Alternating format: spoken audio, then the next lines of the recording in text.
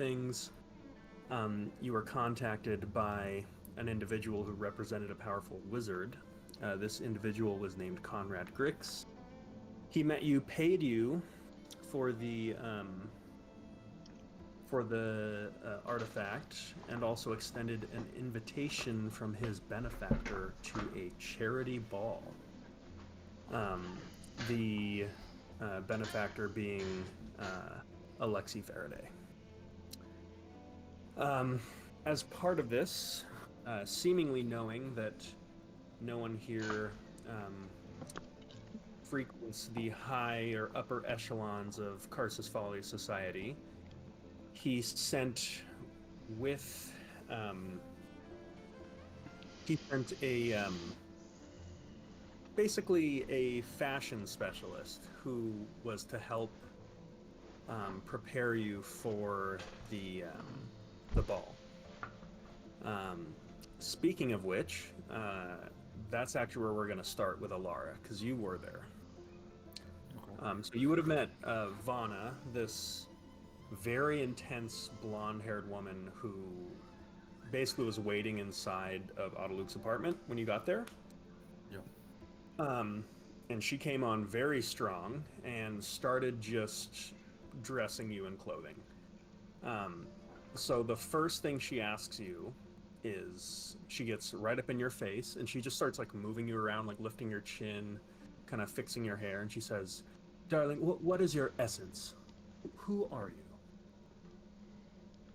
I'm Alara. No, that won't do. That won't do. I need to know what is your essence? What are you trying to become for this ball? What are you trying to say with how you present yourself? I am a representative of the Raven Queen. I'm not sure. Ooh, a religious twist. Okay, usually that doesn't go well, but that's kind of one of those darker, kind of primal gods that no one really worships anymore. Let's see, god of winter, fate, death. That can be hot. Okay, I can work with her. And she will basically get you in like a skin tight jet black gown that does have like shoulder pauldrons of like ravens. Hell So yeah. it's like the top looks not actually super dissimilar from what you got going on, but it just tapers down into a dress that just looks like you've been poured into it. I imagine you're super uncomfortable.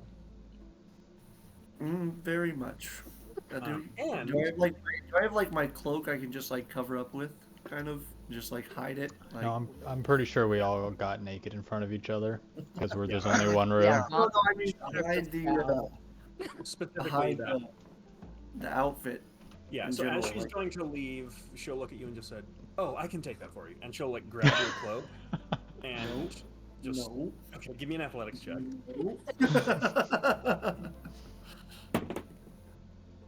Oh, that's fantastic. That's a 4. Damn. Okay. She just grabs it, and as you kind of like clutch onto her, like, "No, what are you doing?" She just kind of like gives you. She stops for a second, gives you a stern look, and then just like rips it away, and then like folds it up, and just says, "It will be a lot warmer in there than you anticipate, so no need to bring a coat." And she turns and leaves. I reach into my bag and I grab. I don't know if this would work. I have that disguise self scroll. Can I like disguise self? Just have a cloak. Yeah. Okay, that's Okay. that's So what I'm mark off that disguise self spell that you use. to kind of hide it. Like I don't like being seen, or gawked at, or looked at too much. She's very When large. you look at your party members, and I'll actually allow you guys to describe how you look. So we'll start with Cass. He has got a long coat similar to this, somewhat accurate to real life. This is green, you can't really tell. Half of it is like a dark cobalt blue, and then the other half is sort of and it's like all geometrical and orderly, and the other half of the suit is like wild, overgrown green and black nature. There's some like gold embroidery and little details in gold on it. Um, and strapped or attached somehow, I'm not quite sure because I'm not quite sure what the magic item looks like, is the chimes that we stole off Beaumont, sort of strapped to his back of the outfit.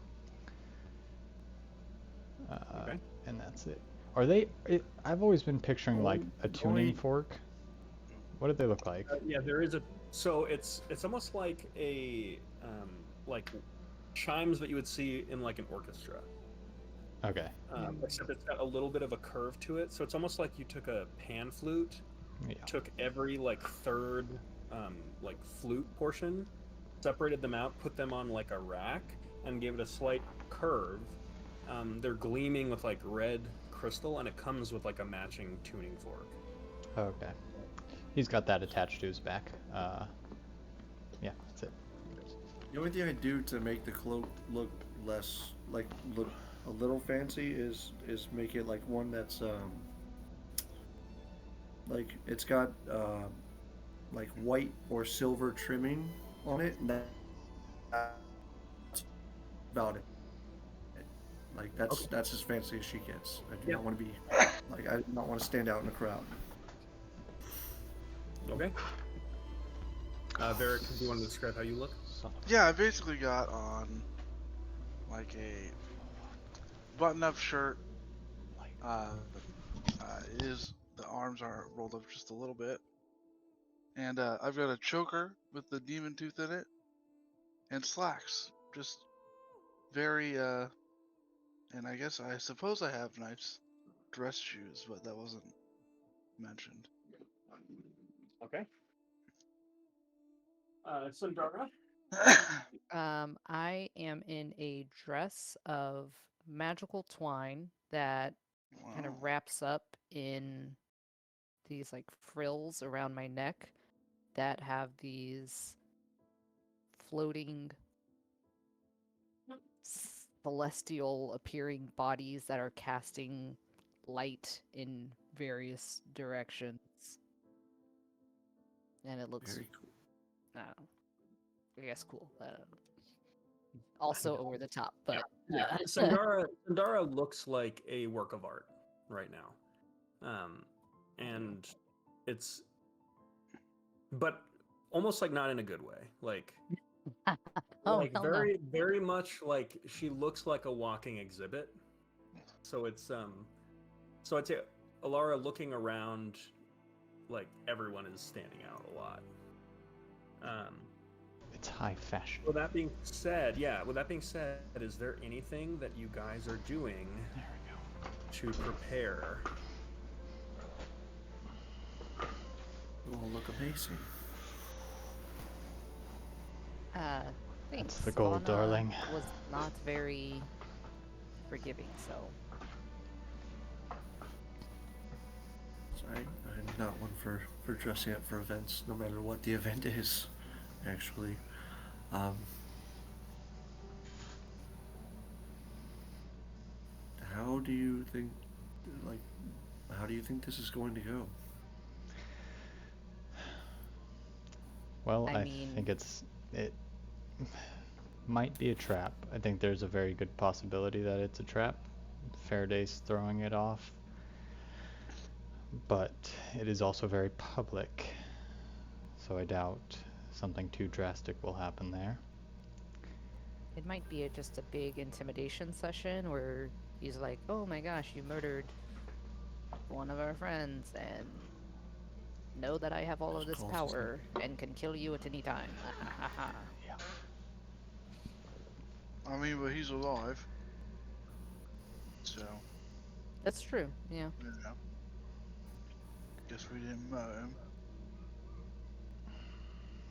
You attacked one of my friends in his home.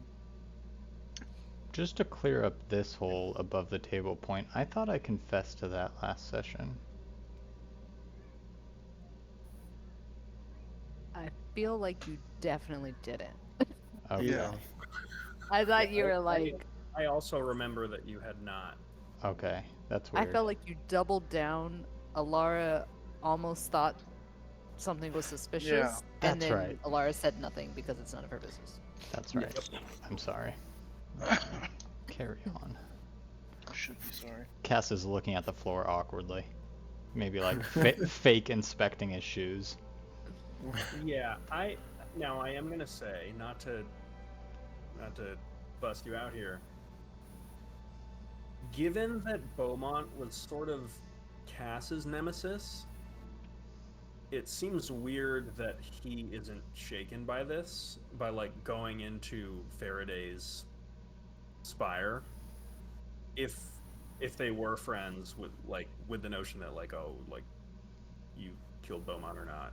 Um, it seems like Cass would be the one that would have the best idea, and it's weird that he's not driving that conversation, I would say. So I am going to allow an insight versus deception if anyone wants it. Always want it.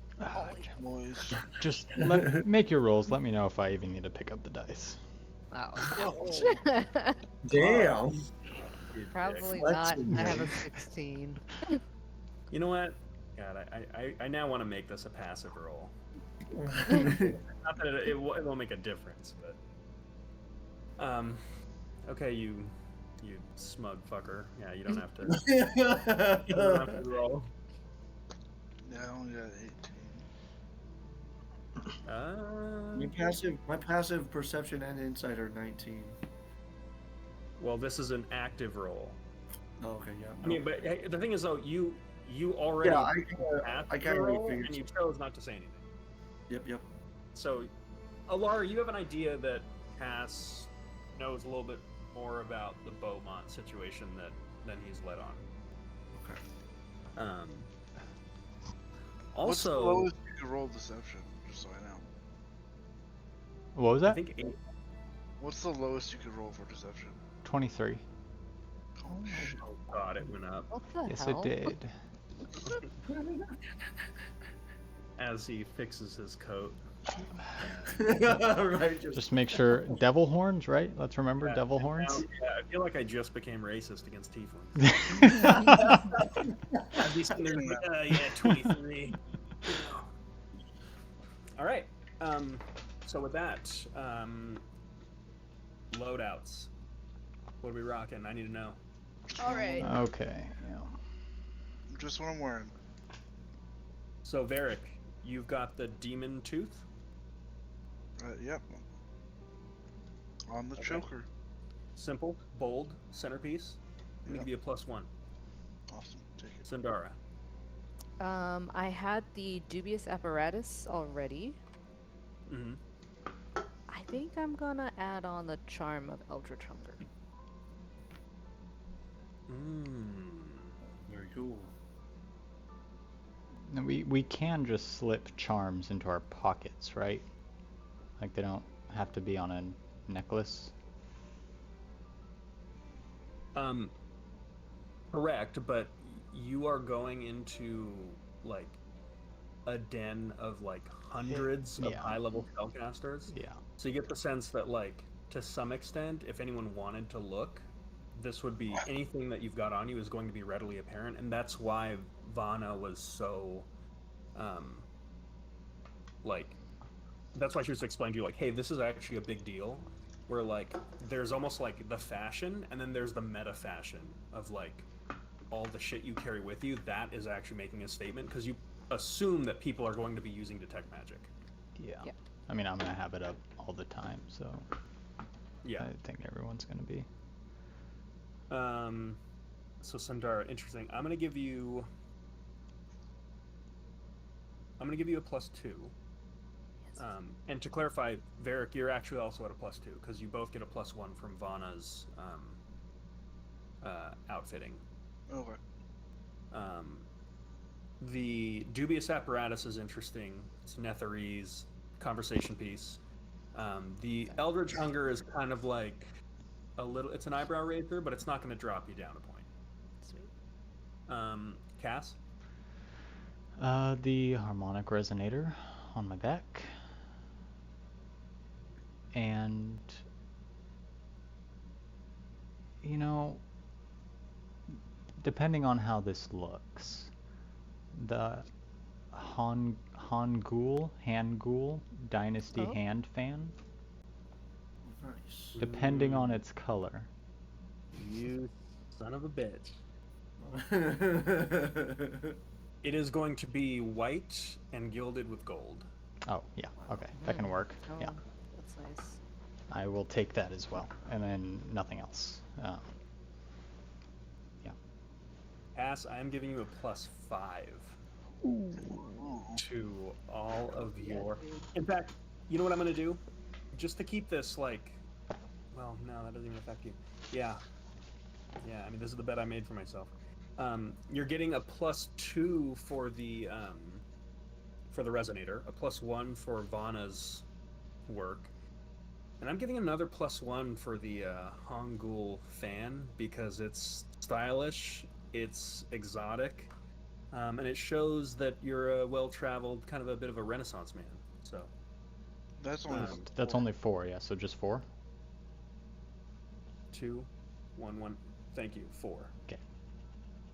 Math's hard. Alara. Obviously the charm of Earless. Now, are I you got going the- coat or no coat? That is my first question. I'm keeping the cloak on until Okay. they tell me to drop the disguise self. Air cards are gonna come with me. They always do. Set of bone dice. I kind of want to slide a dagger into my boot if I can. Okay. That's about it. Uh, Yeah, tarot cards. Laura, I know you probably need a weapon, but in the boot, that's just so tacky. That makes you look like a mercenary. We can attach it to a belt very nicely, display it proudly, clean it up. What about a straw hairpin? Oh, shit. Ooh, hairpin would be I like really that. Good nice. idea, That's pretty yeah. cool. Yeah, I can would do go with that. the whole ported Yeah. to a dress vibe. Absolutely. Do you guys have a Make shot? it into like a No. make it into like a hair design kind of deal. Fucking We do Didn't not. know. Threw it out there. Put a dagger in do it. there. It's, Do you have a yeah. dagger? There you go. Do you have a dagger? Yes. I'll say for the purposes of this, Autoluke will come out and be like, well, everyone's looking quite dashing. And when you mentioned the hairpin thing, he will fabricate your dagger into a very long and sharp needle that's basically just a hair. Okay. Yeah. So you can remove the dagger from your inventory and you can add that to your inventory. Okay. Oh, I will also say, in the dress that Vana put you in, it's extremely tight down to the waist, and the only way you're able to move is because there's a long slit that goes down it on the side of your clockwork leg. damn, Aw. that's so fucking cool. Excuse You've my got language. the best fit here. Dude, Alara, you're For hot as sure. hell. Yeah. Take the No. off. Take the cloak off. So No. I'm gonna tell you this. Cloak on, you're at a -3. Cloak off, you're at a +2 because of how pleased I am with what I made up for your outfit on the spot. And all you guys staring at me, I'm gonna stand out if I have the cloak on. Now, so I want to let you know, this is all up to you. This is going to just affect your group's charisma check. Yep. So, I'm just going to say your group is doing pretty well. Yep. I'll drop it. Fuck it. Because it's gonna stand out if I'm the only one with a cloak on. I was like, fuck, I just hate it. I mean, and I yeah, undo the cloak, and then everybody stops staring at me. Okay. I like awkwardly look away and stare at a hard. wall. Right. I have fucking Onyx on my shoulder calling at you guys every time you start staring too long. So, Just take a quick peek, and honestly, like, Onyx is keeping an eye on me. I'm going to say this is a group check. So everyone's actually going to have the same number. So Cass, you're not actually going to have a +4. It's going to average out. Okay. And we don't know what Samugi's doing yet, so we'll see. Now, is there anything else you all wish to do before you head out? How long do we have? You got a couple hours. I'm gonna attune to my hammer then. Okay. Just take it into the. Just find a corner. So you're bringing it with you? No. Do I have to take it with me if I'm attuned to it? I just want to get that out of the way. Just want to do it later. I didn't realize you were unattuned from the hammer. I never attuned to it. Oh, I didn't know I had to be attuned to it. okay. Okay. But I will leave it behind.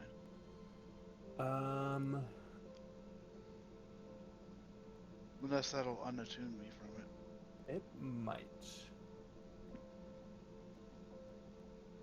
I think if you spend a significant amount of time away from it. Then never mind. I won't attune to it. I'll wait. Oh, no. It's a day. Oh. So. Yeah. Then I assume we'll be back in less. Yeah. Fair enough. You can totally do that. Okay. So as this happens, you would notice there's a bit of a hush across the city.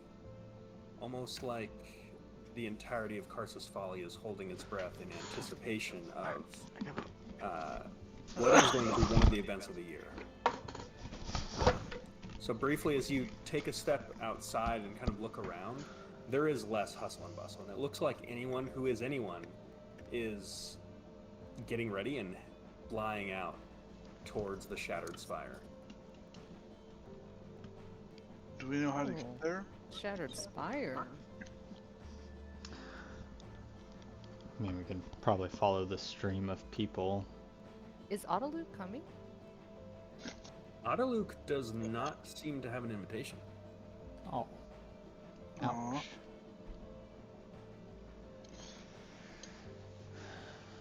He just goes, I know what you're thinking. It's, I had a conflicting appointment that would not allow me to go to the Shattered Spire. And, you know, all this wizarding business, it's all behind me. I've seen it all. So, you know, there's nothing there that would surprise me or, you know. But if you see anything cool, you can, I'm happy to lend an ear. When you come back. Anything we should watch out for? Oh, yes, these wizarding events can be pretty, they say you study hard and then you play harder. So, I'd like to say that of all the different kinds of adventurers, us wizards probably get down the hardest. So, I'd say always have a drink in your hand and, shoot them back. I think Faraday's got a good selection, so I would get the most out of it. I would be a little suspicious as to why he invited you in the first place. Autolook, do these events usually go sour? Is there a lot of fighting ever in them or chaos erupting? Only if you want to. There's often, wizards will get drunk and then be like, I'll duel you for this artifact, and then they'll do it, and then, fortunes are come and go in a lot of these situations. Now, I understand it's a charity ball. Do we know what the benefit is for? For the struggling people of Valendry. Oh, that's your people. Yeah. The Sky Elves. Sort of a hard dunk on you. Then. Yeah. Thank you. Yes, very good. Well, perhaps you could use that to your advantage. It's a bit of a novelty seeing a Valendrian. I don't use those terms. I prefer Valendrian. Other than that, explore, have fun. I mean, no one's, you're all used to just and things coming out and trying to kill you, but probably not. unless you wanted to. How? What's the best way to arrive at a wizard party? Like, is it uncouth to just like walk in like plebes, or like I Yes, was? it'd be a touch plebey to just walk in there on your feet. Well, I can only walk. I look, I for my appointment that I have, that I'm running late for, just Sorry, to yeah, talk to you right now, I could spare a fly spell. that would be You want to go? so kind of you. You want to go half and half on it, Lady Excellent. Sandara? Yeah, yeah, Half sure, I and half on the can. fly spell. Mhm. Sure, sure. Let's see. I'll get. Let's see, the big guy and robot leg. I look at I'll him just do. like, Yeah, Right. no, I'll get myself He some will. casts then. Okay, he'll Perfect. cast fly on the two of you. thanks a lot, Grandpa. Oh, you know what I just thought of? You should totally do like a superhero landing. Like just drop on the fly spell from like 120 feet and just land. And then just, Yeah, on your robot leg. It looks super cool. yeah. Like, I'll and you keep that could in leave mind. like a dent, like a crack in the tile. That would be a pretty cool entrance. Or you could just come down gracefully. It's fine. I'll In make all my honesty, decision. probably best not to draw attention to yourselves. You don't want to talk to wizards too much. Yes. Oh, hurt They me. are assholes. Probably any of you. Probably. Maybe he seems like he would do just fine, pointing at Cass. But for the rest of you, maybe just he sort of looks like he goes to these things.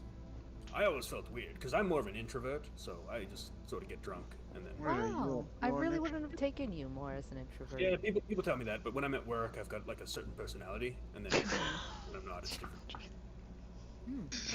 interesting. So fun learning about your quirks, Adeluke. Very interesting. Yes, I've lived a long life. I've got a lot of experience to give. So, But that yes, being we're up you're late for then, your appointment. Sorry about that. sure. Oh, and I do recommend trying to um, sneak a bottle of wine, the good stuff, out. Back in. Okay. For me. Alright. If we See can, what I can do. we'll do it. Yes, I would appreciate it. So, well, I'm going to get to my business. Just sort of wizard things you wouldn't know. No, yeah. But the rest of you have a good time. Be safe. Oh, and don't take any deals. Okay. Alright. Noted. He looks carefully over all of you. His eyes sort of rest on Varric.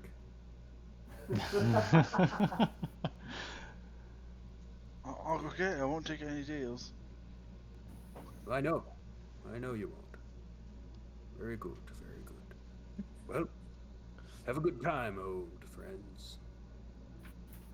And he's gonna turn and dimension door into his room. But he just vanishes. We don't even know where he goes.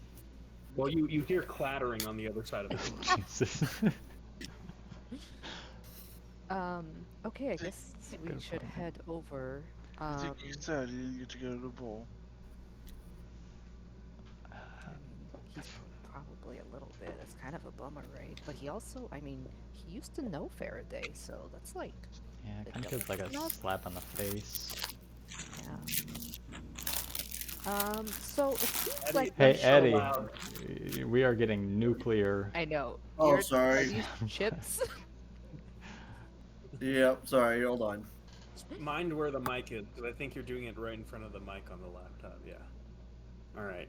Chow down. All right. So you're all heading out. Yeah, I'm gonna attune to those two magic items before we go. Okay. Very good. So it seems Alright. like, Good lord, I need water. I mean, unless someone is like actively murdering us, we should just like lay low and be chill. Alright, be chill. I can do that. I think. So this, Go, uh, go ahead. I don't know how long this flies will last, so I think we should fucking leave. I think it's an hour. Eddie, what Okay. were you gonna say? 10 minutes. Yeah, let's bounce. Never mind. Okay, so you all take flight. Yes. I Um, yeah. I Oh. on, Ah! Screenshot. Wait, what am I missing? Oh shit.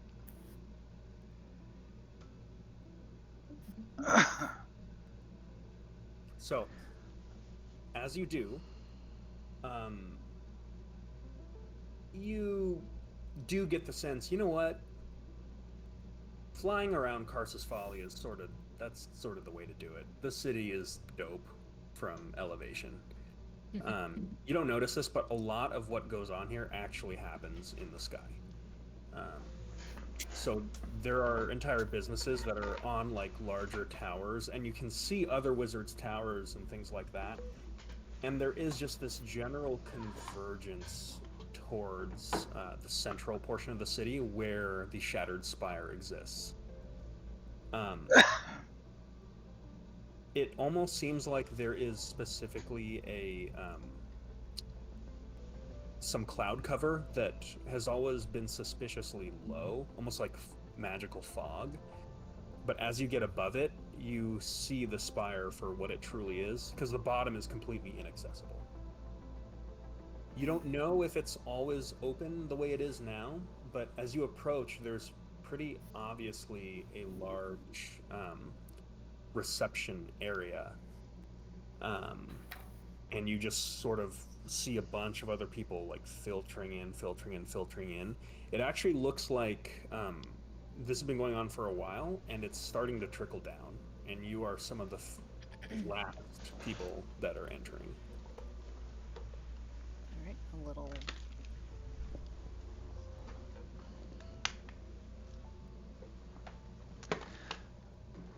As you look at the kind of fractured pieces of what looks like was maybe one large tower that just got obliterated, it looks like all these pieces are kind of frozen in time. Like there's pieces that look like maybe those two fit together, but it looks like each floating piece that's sort of orbiting around this central tower seems to have its own function and purpose. It seems like it was meant to be this way. Alara, you specifically, and anyone with a passive perception of above 14, you would notice that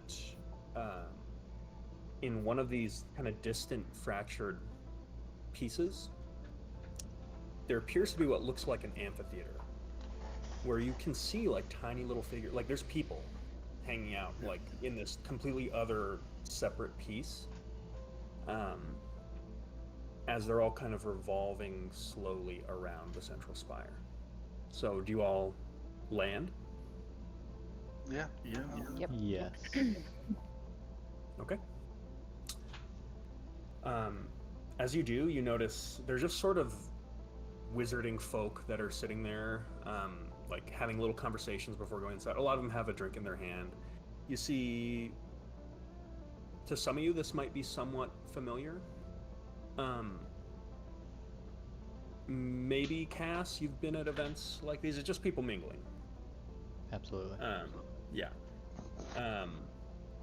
So with that, I'm going to say,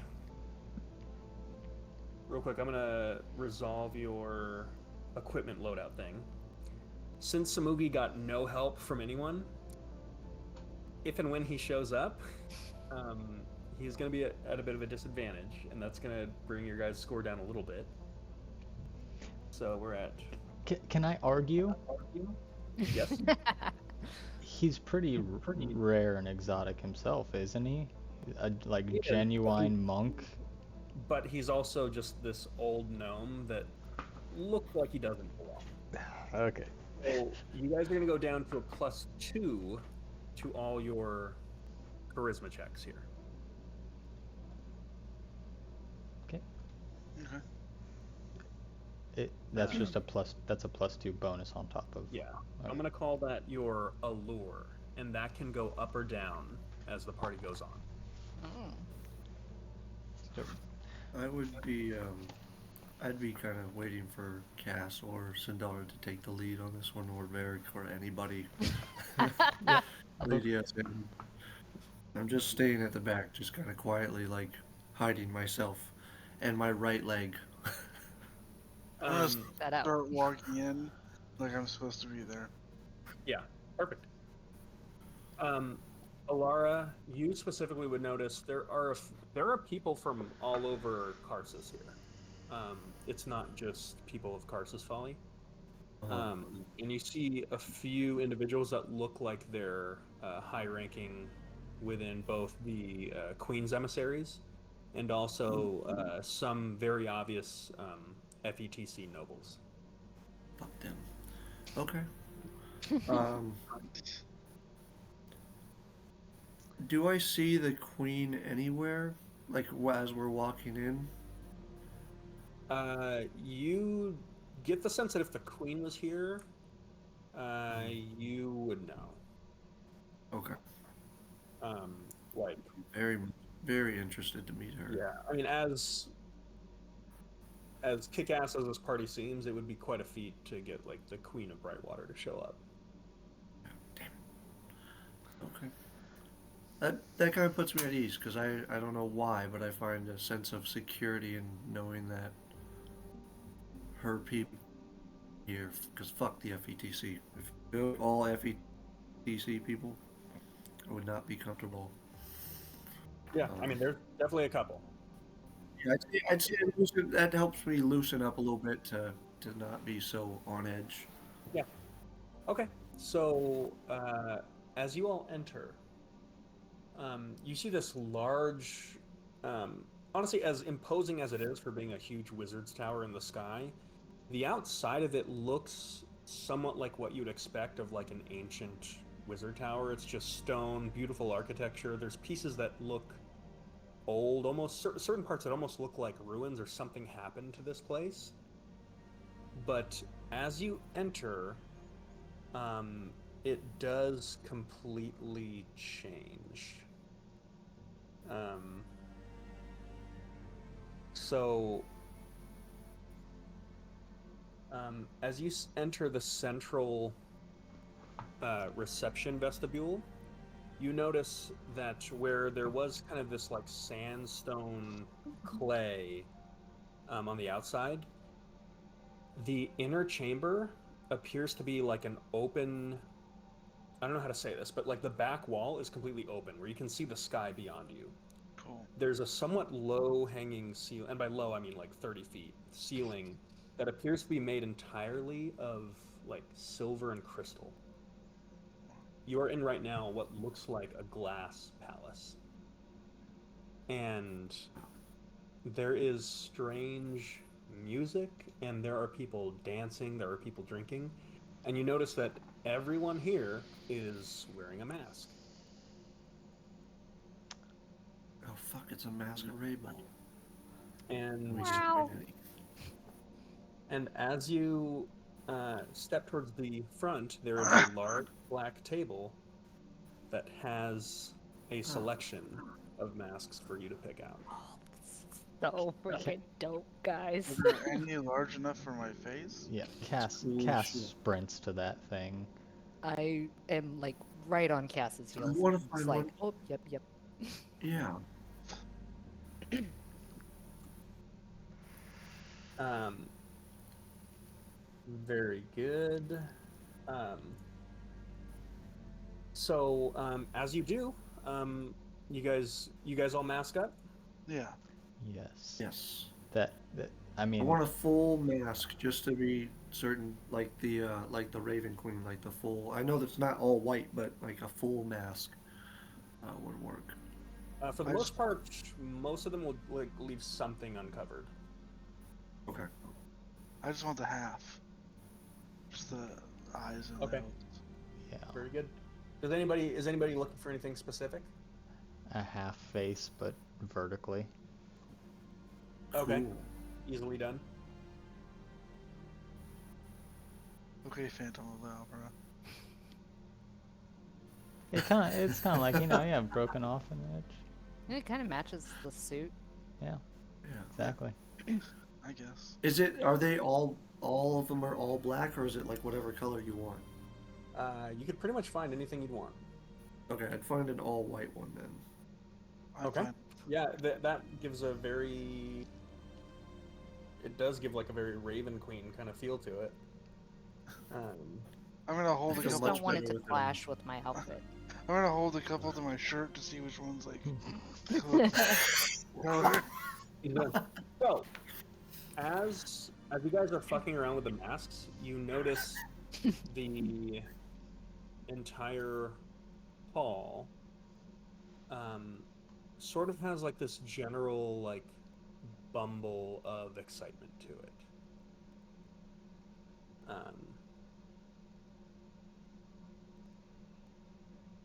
Specifically, you see in some of the dark corners or like recesses of the hall, there are kind of people in like dark, dimly lit areas at tables, like speaking to each other in like harsh or like soft tones.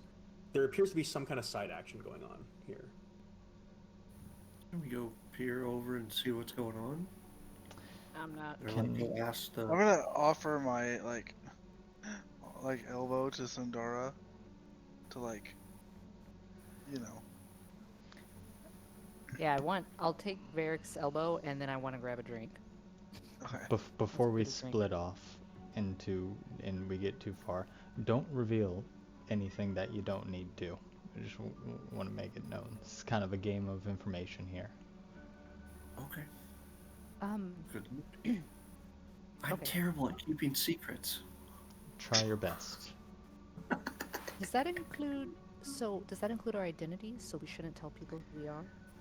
That's kind of the fun of this. Is like maybe you Okay. kind of know who they are, but also like you never know. I mean, some are more obvious than others, but Gotcha. Okay. No names. Got it. well, then names are fine. I mean, as a matter of fact, I want to look around. Do I see Faraday? You've never seen Faraday, right? No, but if he's the one who threw this, I imagine there'd be a lot of people gathered around this one person You holding don't- power.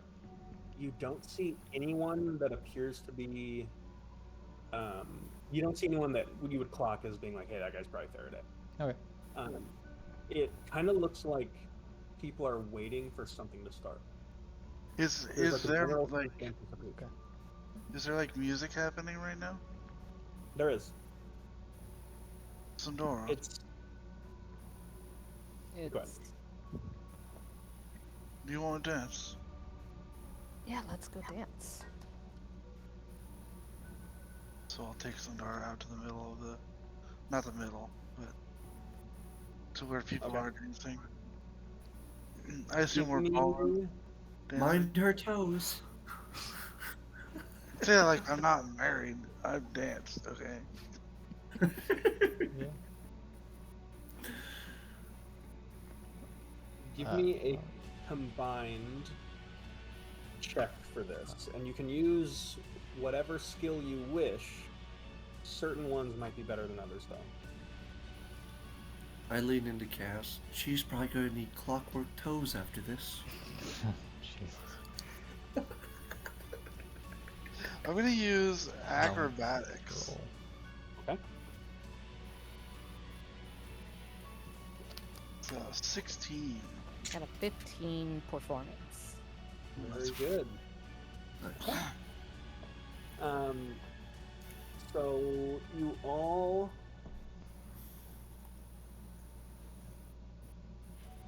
I am taking a little check. You have inched Oh, your are way we- towards bumping your allure by 1 point. Were we supposed to add our allure to that? When do we add allure? You can, yeah. Okay, You then can. that's Oh, 17. 18. Okay. doesn't Or quite get frickin' you over the smooth. threshold. You were just like neutral to good. Awesome. But yes, you can add. If you have any questions, you can always ask. But that is exactly the sort of thing that you can add your allure to. So, um, as Varric and Sundara take off dancing, do the two of you want to do anything?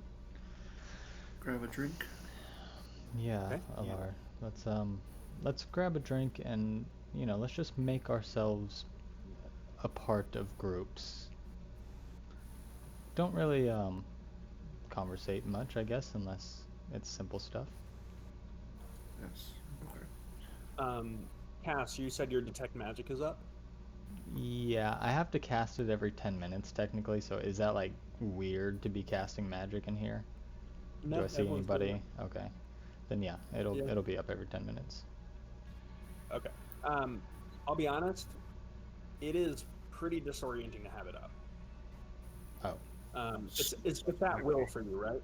yeah, I would say it would almost be blinding to have it up. So it is going to be a thing that you'll tell me when you use it, that's fair. Yeah. because you would have turned it off once coming in here. Okay.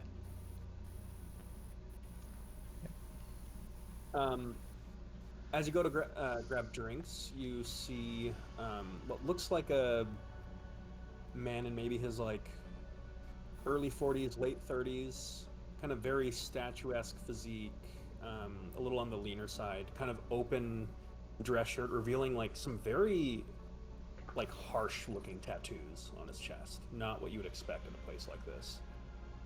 Sleeves rolled up, kind of fair skinned. You walk up and just looks at you. He doesn't say anything. It's a fine ball here. And I just grab a drink. There's no drink. You got to order. Oh, sorry. I was kind of not paying attention. Looking around, you notice there are. You clock 4 tables or like 4 bars with the exact same bartender. Okay. Okay. I just 3 champagnes, please. Without saying a word, just you watch as 3 champagnes get poured faster than possible. There are at least 4 mage hands at work right now, and they're all working in unison, and the drinks just sort of like pour themselves, and just in less than a second, they're in front of you. And with that, he just kind of like leans forward and like in a way of like, okay, anything else? I grab 2 Thank and then leave the other one on the table for Alara. I take that one. Well, that was really fucking cool. But we This gotta is a play very cool. nice party. Yeah. This is.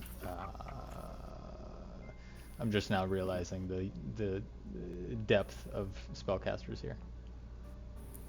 Are there any of the people that I see? Does anybody have like sigils or markings of any kind representing a house or a religious group? Make a perception check. 10. You do not see any religious folk. Okay. Um, I guess I just kind of wander around and just kind of see, kind of get a glance at people, see if there's anything that really stands out, someone that I might want to talk to. Give me another perception check, and I'm going to say the Okay. DC for this Oh, well, Alara, is going, who you looking is going for? to be 18. I'll help, Alara. Well, hang on. Don't roll with advantage yet, because you got to tell Nope, Kat I'm who you're not. looking for. Okay. No one in particular. I just am curious as if there's anybody that may be recognizable here by a emblem of their house. Are you looking for a house in Karsus or Brightwater? Um, Alara, what's your roll? 15. Okay, continue. Um, I mean, I can help you in Brightwater easily. Karsus, maybe. okay. Um, no one specifically, just any interesting people that maybe I could strike up a good conversation with. What are we here to gain? Maybe that'll help. What house should we look for? As as you're kind of speaking in low, hushed tones, you realize that your voice is carrying louder than you expected Who? because everyone else has stopped talking. Oh, You kind of look around, Okay. and everyone is face forward towards the open sky. And you notice that just now you notice it has become dark here. And in a second, you realize why. As everyone stops dancing, the small amount of sunlight that has peered through, the arcane lights are still up, but the small amount of sunlight was lost as another portion of the spire is now docking with the Hall of Indulgence. Cool. You watch as what looks like a large amphitheater with 3 individuals standing on it is approaching the spire. And based on everyone's reactions, you get the sense this is probably your host. So you're way in the back. Everyone's kind of moving towards this area. yeah, I was just like, can we move a little closer? You absolutely can. I lean over to Sindora. Do you want to speak with Faraday? I don't want to speak with Faraday, but I speak with my sister, who I think is here somewhere. And probably close to Faraday if he's her patron or whatever. So then I hold out my elbow again to escort her. Yep, and I follow as we walk closer. Okay. Oh, So as you walk closer, you do see the individual up front, and it's almost like as you look at the amphitheater, when you focus on it, it's almost like your vision is pulled into it, and everything is brought into focus, and it almost like zooms in automatically. It's a little disorienting, and some of you might fight this, and as you do, you have to like pull your head away from it to look away. But as that happens, you do see unmasked what looks like your host. whoa. What? He doesn't look happy. That is As sick as hell. You not see, what I thought he'd look like. you see a young prince that does not look like an archmage. Huh. Especially with everyone else here having years of experience and all of these ties. This is someone who almost presents himself as a stark rebellion to Karsus Folly itself. And notably, he's the only one in here who is not wearing a mask. You see beside him 2 feminine figures, both masked. As Faraday begins to address the group, he says, "Ladies and gentlemen, esteemed guests and patrons of Karsus Folly, I extend to you a most cordial welcome to the Shattered Spire. And before I open my tower to you, I would like to take a moment to remind us why we're all here. For we're not only gathering to revel in the opulence of our fair city, but to embark upon a journey of altruism. Allow me to shed light upon a matter of utmost importance, one that I know is familiar to most of you, but that within the noble society of Valendry, the Ferrum have resurfaced. And with that, you hear kind of a bunch of gasps and like mumbles around the crowd. And they're wreaking havoc on our elven brothers and sisters. So, I hope that with a little bit of your generosity and a little bit of entertainment, we can do what we can to provide them aid. Now, with that out of the way, let's discuss the festivities. And you hear a bit of applause, a bit of clapping. And he says, "Let us raise our glasses to the power of magic, to the limitless potential that lies within each and every one of us, and to the wondrous journey that awaits us tonight. My friends," and he raises his glass, "to a night of revelry, exploration, and unbridled magic." There's an applause, and as there's applause, you notice what looks like programmed illusions of like cascading arcane sparks that are going up like an archway, kind of flowing through the entire hall. And with that, it looks like the festivities have begun.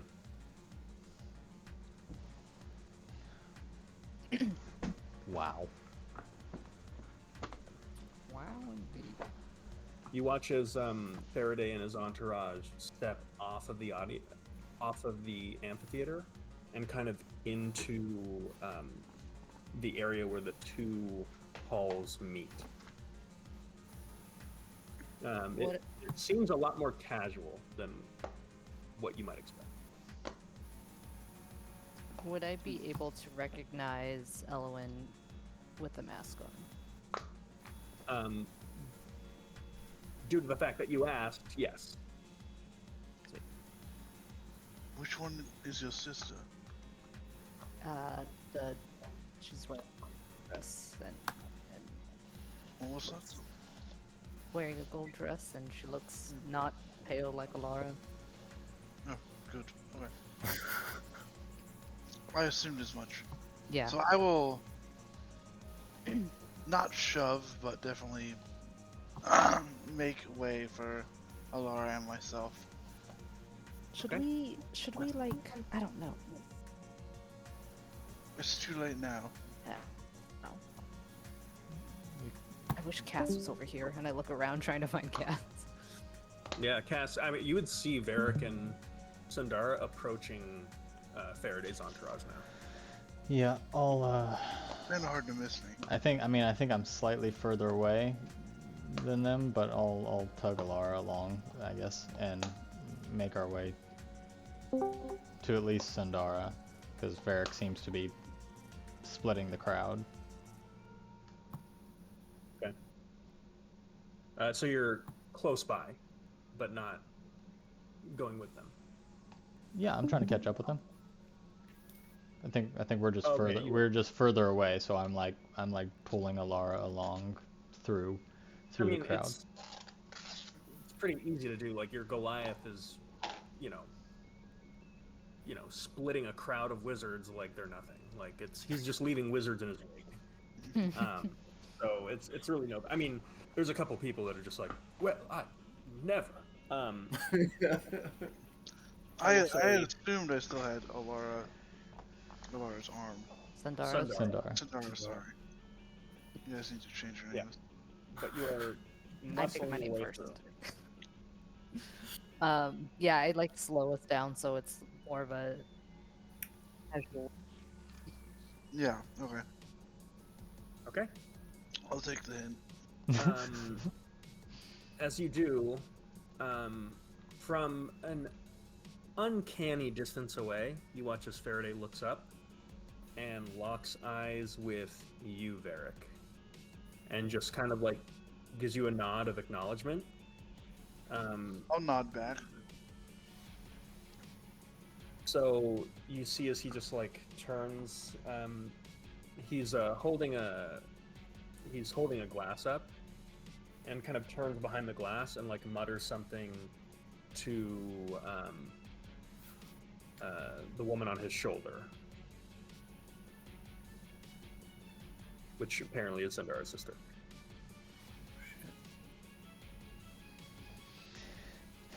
there a way to grab something to drink before I head up there? I hand my Yeah. second drink that I have in my Yeah. hand to Sandara. So as sensing Sandara's So you're looking around. hesitation, yeah. Now, narratively, Cass, is this you inspiring her? I have to ask. With this liquid courage? You know what? I love that. So yes, it is. Yeah, I will spend the resource, and I hand it over to her, and he's also got like a oh shit look face on. He's like, well, I guess there is confrontation for us after all. And then I pass the drink over and also drink mine. I would like to notice that we not have a drink. Okay.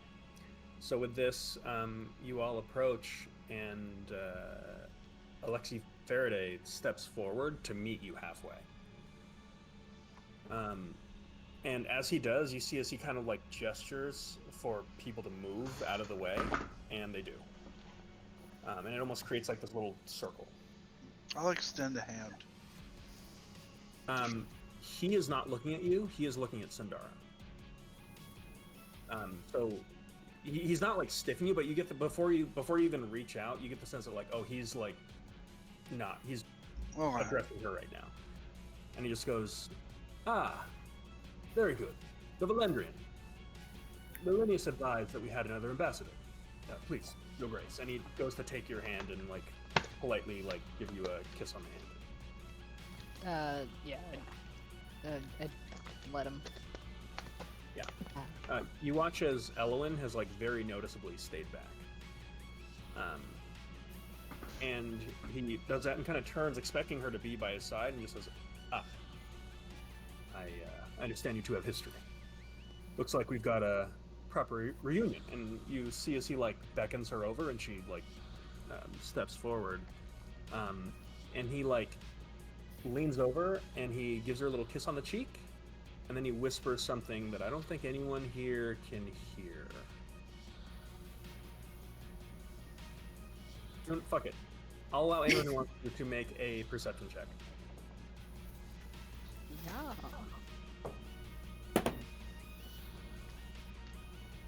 DC is going to be 22. 27. 23. Oh my gosh. Okay. I did not hear it. All right. No. All right.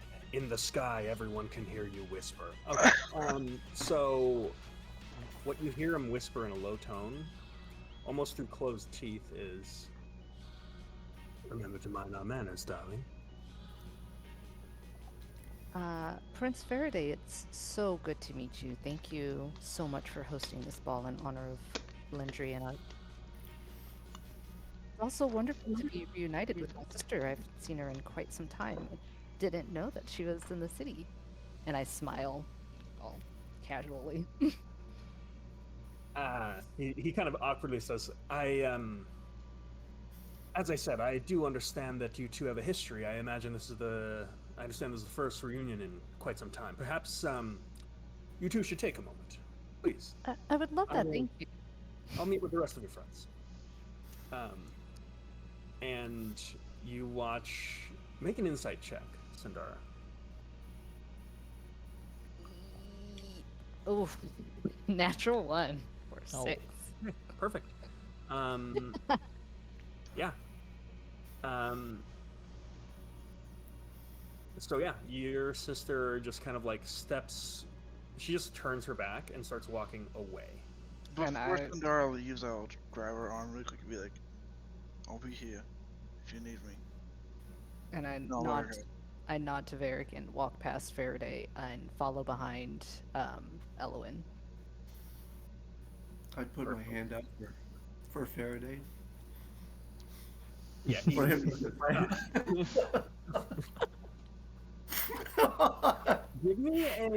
Give me a persuasion check, and I'm gonna give you advantage on this. Man, that one drink did wonders. Oh, I know, right? Well, she doesn't drink, so you said persuasion? That or performance. I mean, or unless you want to sell something else. No, let me see. Don't forget your +2 allure. Oh, I I Yep. cannot say that word. So Allure. right now it's at Allure. 20. So 19. Minus. Okay. Uh-huh. Um, yeah, the DC wasn't that high. Um, I am working on a little meter here. It's been going up and down, and it just shot up. You're at the brink of gaining an allure right now. Um, Laura. he just goes, "Apologies. Where are my manners?" He kisses your hand and just says, "I'm Alexi, and the rest of you. I apologize for putting you at a disadvantage, but I must admit I know who you all are. It's in my interest to know people such as yourselves, and I understand it can be off-putting, but welcome. I'm so happy that you made it." Thank you. We're glad to be here.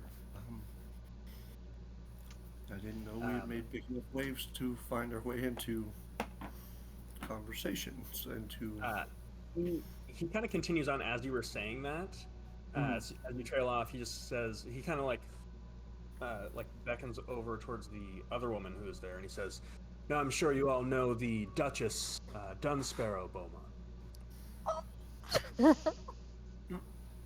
She steps forward and is just like very in like a very kind of calculated pose, just kind of like holding her drink, just like steps up and just gives like the slightest bit of a nod with like an eye towards Cass. I slowly step backwards. And she just says, "No, I'm afraid I haven't had the pleasure. Greetings, everyone." Have I seen this woman before? Nope. Cool. Duchess, eh? Cass, has Varric seen her before? I don't know. I was thinking about that. I don't. Didn't he see her at the manor? Didn't everybody see at least this woman None in of the us saw window? her.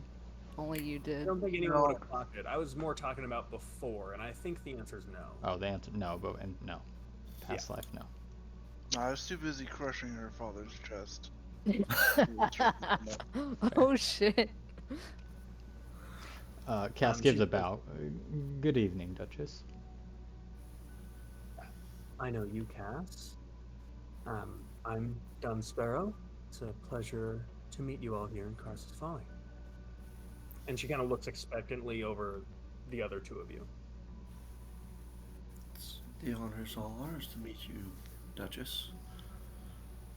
I'm I'm Varric. Alara. Miss Laura. Is Lyric. Lara? As we both fucking introduce each other at the same time. Yep. You introduce each other at the same time, and there's just like this awkward moment of silence. That's a point of allure off.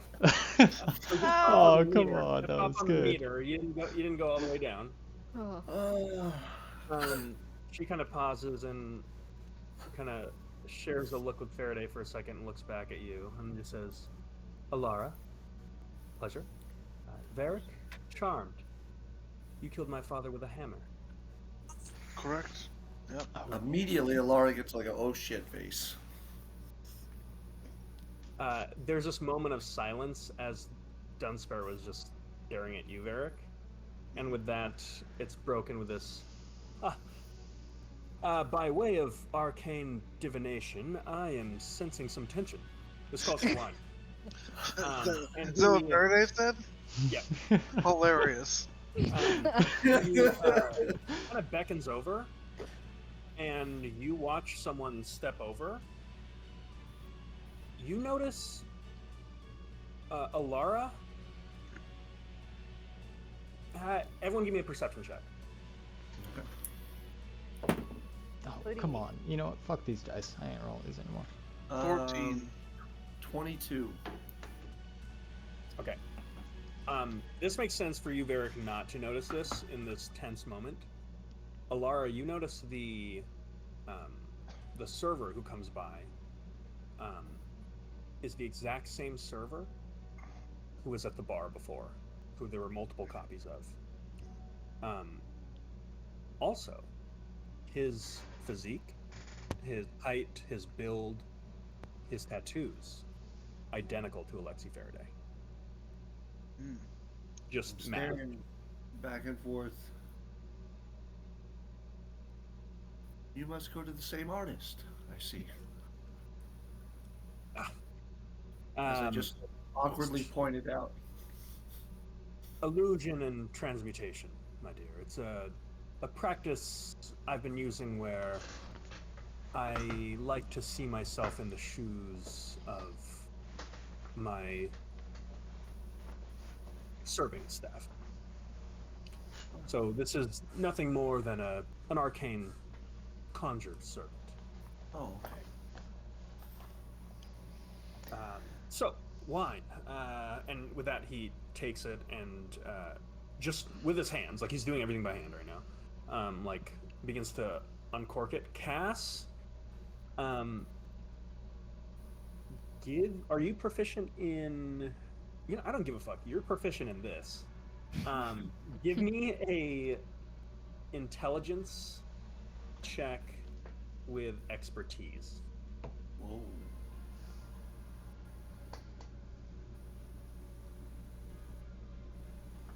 17. 17. Um, this is a bottle of Blackstaff Reserve. Um, this is a legendary wine, um, of which there is a very finite amount. Um, it's hundreds of years old, and as far as you know, there's only a couple cases, and there are not going to be any more. So this is Oh. probably like a tens of thousands of gold investment right in front of you. And he begins pouring out glasses. Like to, Before he pours too many, I don't drink. Ah, very well. Thank you for letting me know. I'll take his. And uh, No. uh, hands them out to you. He serves you himself, and then he kind of turns to the servant and just says, actually he doesn't say anything. He just like points at the two Valendrians, and you watch as he goes over to serve them. We are going to smash cut to Sandara right now. The cat fight.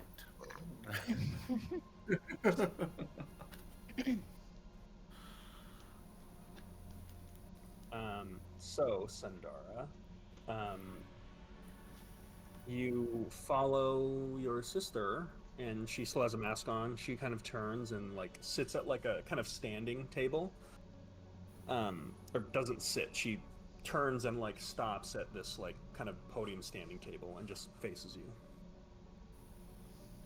and she's waiting for you to speak. Um, Hi, Owen. Uh, what? Oh, I thought leaving Valendry was. What are you doing here? Also, it's good to see you. I left looking for you, sister. Okay, is something wrong, are our parents okay, or?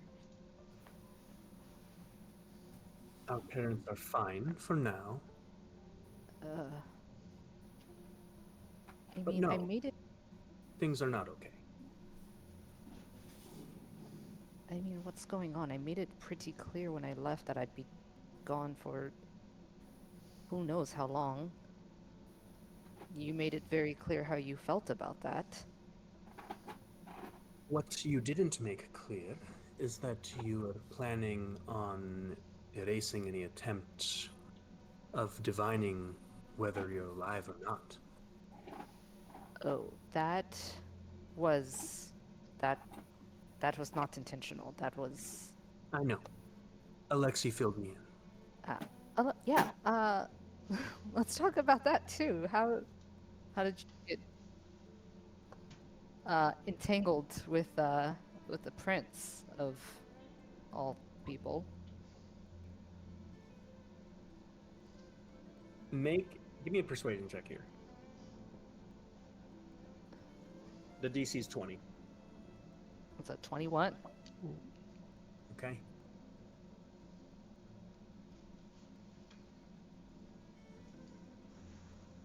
Well, what You see her shoulders kind of like lax for a bit, and you get the sense that she's showing some true vulnerability right now. You sense that she's got this kind of hardened exterior that she's attempting to put forth, and with you just like starting to try to kill her with kindness, it seems that one of those barriers immediately broken. Um, she says, "Well, Sundara, if you must know,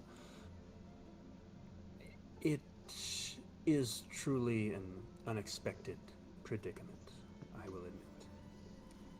What began as a courtship of convenience has blossomed into something else." Oh, that's very exciting, I guess.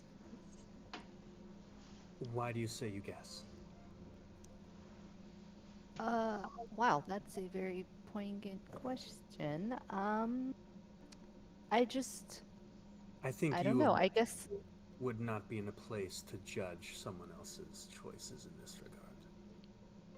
I'm sorry. Okay, do you want to elaborate on that or I know of this foul sorcerer that's lurking in the shadow of our home. I okay. knew before you disappeared. Oh, yeah, great. Um, I feel like that would have been great information to tell someone before they left. Not Uh, before not before you left. But of course, I was going to watch you to make sure you were safe. And I find you spending time with this stranger, this outcast. And don't you think it's strange that you find this essentially what is a trespasser living beneath Valendry, and then some years later the Therum emerge? I mean, how do we know that he is a trespasser? He has been there for you don't know how long. Okay, well, I am making an assumption then. I'm sorry, I'm making the assumption that he has been there for less time than Valendry has been in the sky. Valentry has been in the sky for literally ever, so That's my point. everybody has been there for That is less time. that is my point. You just grew. Okay. And she Okay. like you watch as like this tray just makes it over at this period of time, and she just snatches like a a glass and then just like begins to gulp it. Okay, Elowen, I'm not here to argue with She you. takes the second one. I start sipping on one. I'm not here to argue with you, Elowen. It's To be amazing to clear, she took the second one that was meant for you. And you watch as the servant then pours another one for you. I take that one and do like just the tiniest glare at her. Elowen, I'm not here to argue with you. I'm so happy to see you here and to see that you're okay. I have missed home so much, and I thought I wouldn't see you or anyone else for a very long time. You I didn't see don't it for a long time. I know, and I don't want to start off with fighting. I know we've never seen eye to eye on most, if not everything. I'm happy for you and Faraday, and I like clear my throat a little bit. I mean, what can I say? I'm sorry for how I left, and I'm sorry that I essentially disappeared. I'm still figuring things out. I don't. I'm trying to figure this world out and things about myself, and it's just very complicated. Sandara, I don't think we are going to break new ground by having the same conversation that we've already had 100 times. We I will could say if you If you would soften up, we could, Elowen. A lot of things changed when you left. Valendria is not the same as when you left it. I have no expectation of you to do anything about what's going on. That is my burden to bear, and I am at peace with that. You are still my sister, and I still love you. You I would always ask, act like I am not trying to do what is right for Valendry, but I am just in my own way. I I believe that you mean that. Of course you do. Look, Yep. you said you didn't want to fight. No, This is me not fighting. you not fighting looks very antagonistic. Just, I think it's fair to say that maybe you shouldn't throw stones.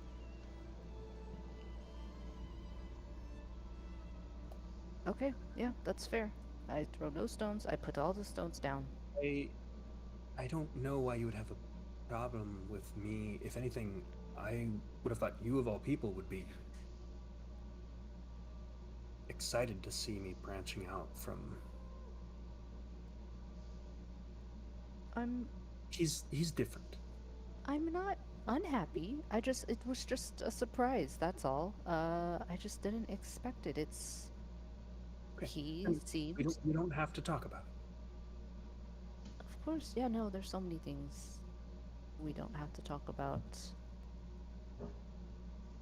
And whatever you say goes, Elowen. Of course. She raises a glass and just says, "Here's to not talking about the past." Mm-hmm. And I raise my glass. Big drink. I We are actually going to, yeah. chug all of it.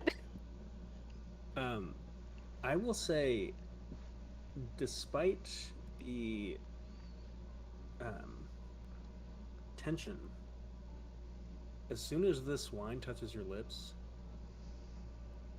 my gods, this is the best thing that's ever happened.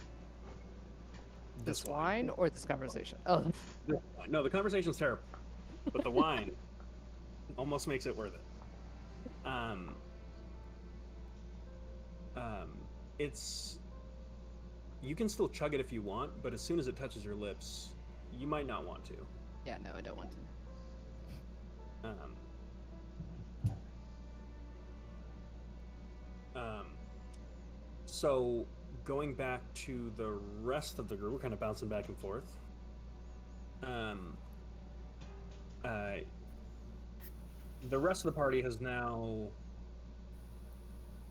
been lubricated with a glass of wine. You're sitting there with Dunsparrow and Alexi. I would say, where do you think the conversation has gone since we panned over back from Sandara? Varric is only half paying attention, as half his attention is focused on the interaction of Inside check. me Yep. on the The two. DC's high. 23. Okay. Um, there is definitely a history between the two. Um, Sandara looks like she's trying to get through to someone who is not hearing her out. And it looks like she's given up. Okay. For now.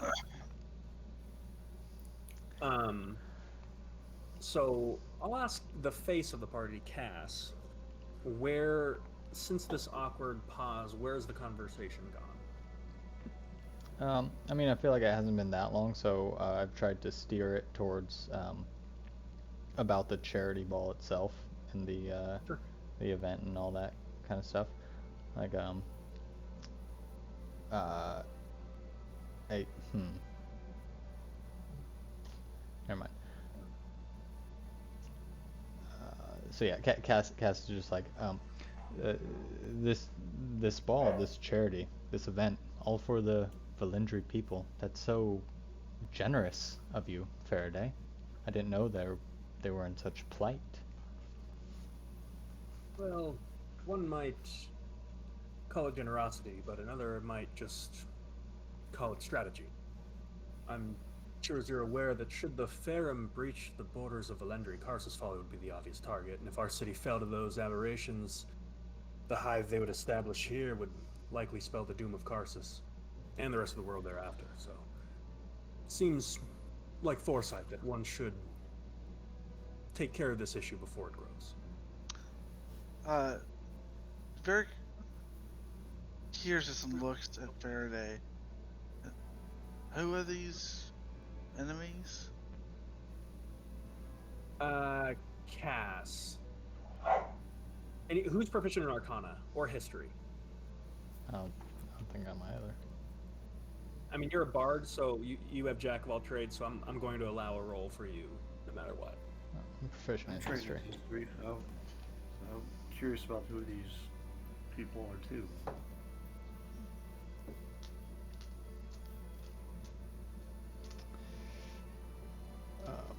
That's a 14 history roll. 14. Alara, did you roll? Oh, didn't know if I was supposed to. Are you proficient in History? Yes, 7. So much Okay. worse. No. Cass, the name's familiar to you, and you recall this is not a people. It's something. There's something big about that word. Like it matters. Farum? The Farum. Farum. Okay. I didn't know the Farum were such a threat to Karsus. No. None of us would think so. You would have thought that since the spell plague, they were extinct, but evidently, in the portion of Valendry that survived the spell plague, it seems that so did some dormant seed of the Farum as well. For some of our other friends, forgive me. The Farum are vile aberrations born of some of the stranger portions of the cosmos, and essentially they pose a grave danger not just to Valendry, but to the world because they specifically feed off of magical energy.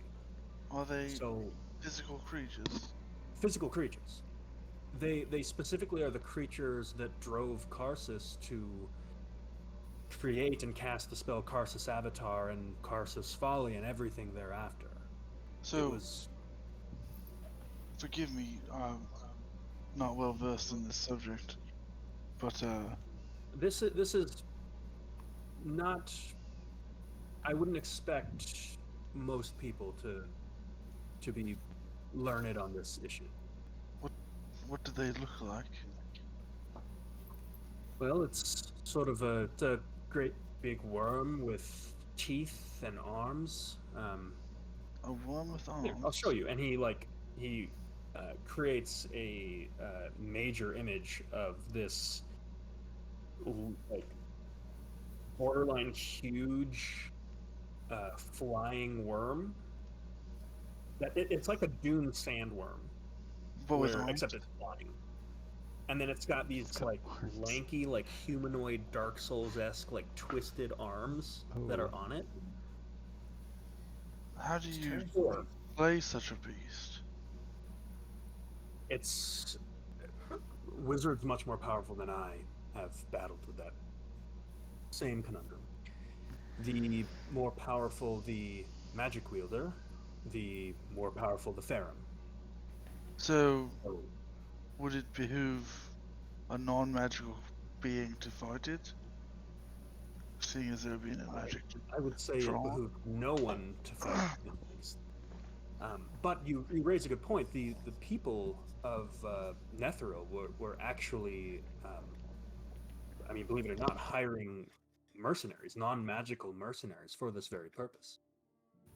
In fact, they say some of my ancestors from Drakmire were some of the warriors that fought these beasts alongside the Netherese. Did they have success? Well, no. Okay. The ultimate, the conflict rose to Karsus doing what he did, and his hand was forced. Okay. Now, bear in mind, if we were facing a hive that was of such a cosmic threat, we wouldn't even be having this conversation. But it appears that there are perhaps just seeds just beginning to sprout in Valendry. Now, for the Valendrians, the issue is not just the danger of keeping this outbreak contained, but the Farum feed off the very weave of the land. So the elves are now battling with mortality, illness, bad fortune, supply deficits, because by very nature of feeding off of the weave, the Farum are like locusts in that they just leave a blight upon everything they touch.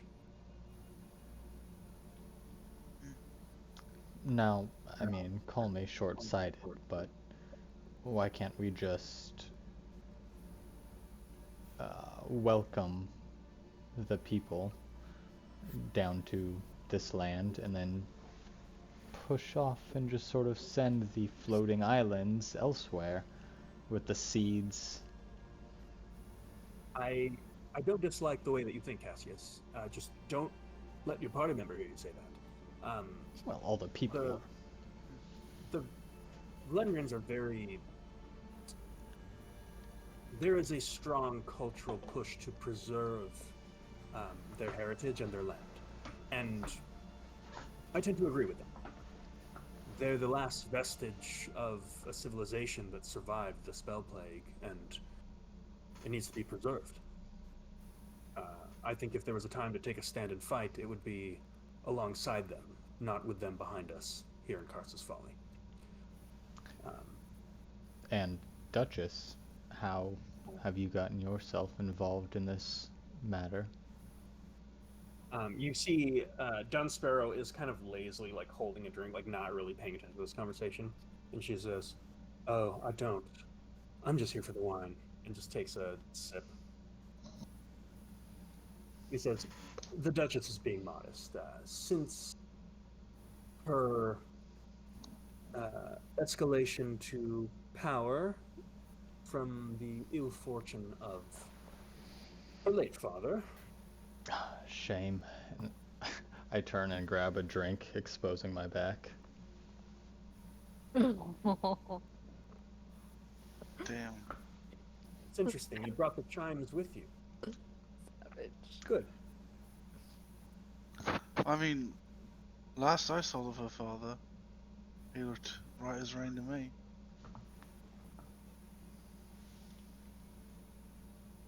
I'd I'd be careful, Varric. What do you mean? He I'll bailed us admit, out. I don't know the Duchess as well as some, but these are dangerous people that you've become intertwined with.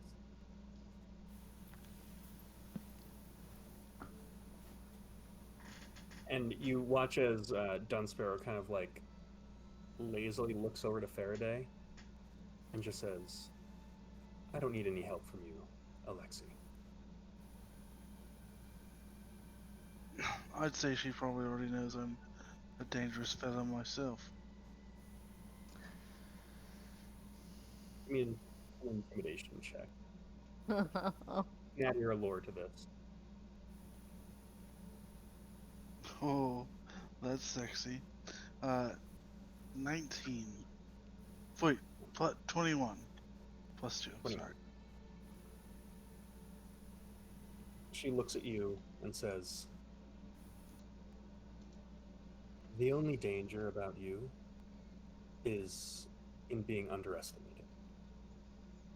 And that won't happen again."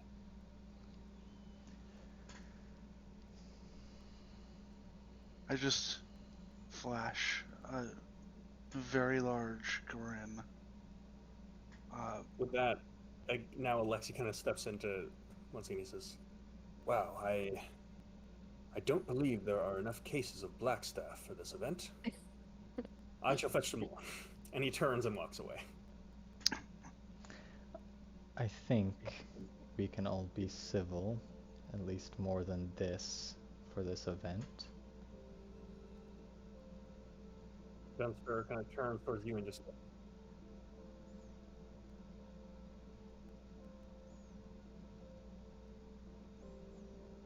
No, she is locked in. She turns towards you, Cass, and says, "I've been entirely civil. It was good seeing you again, Cass."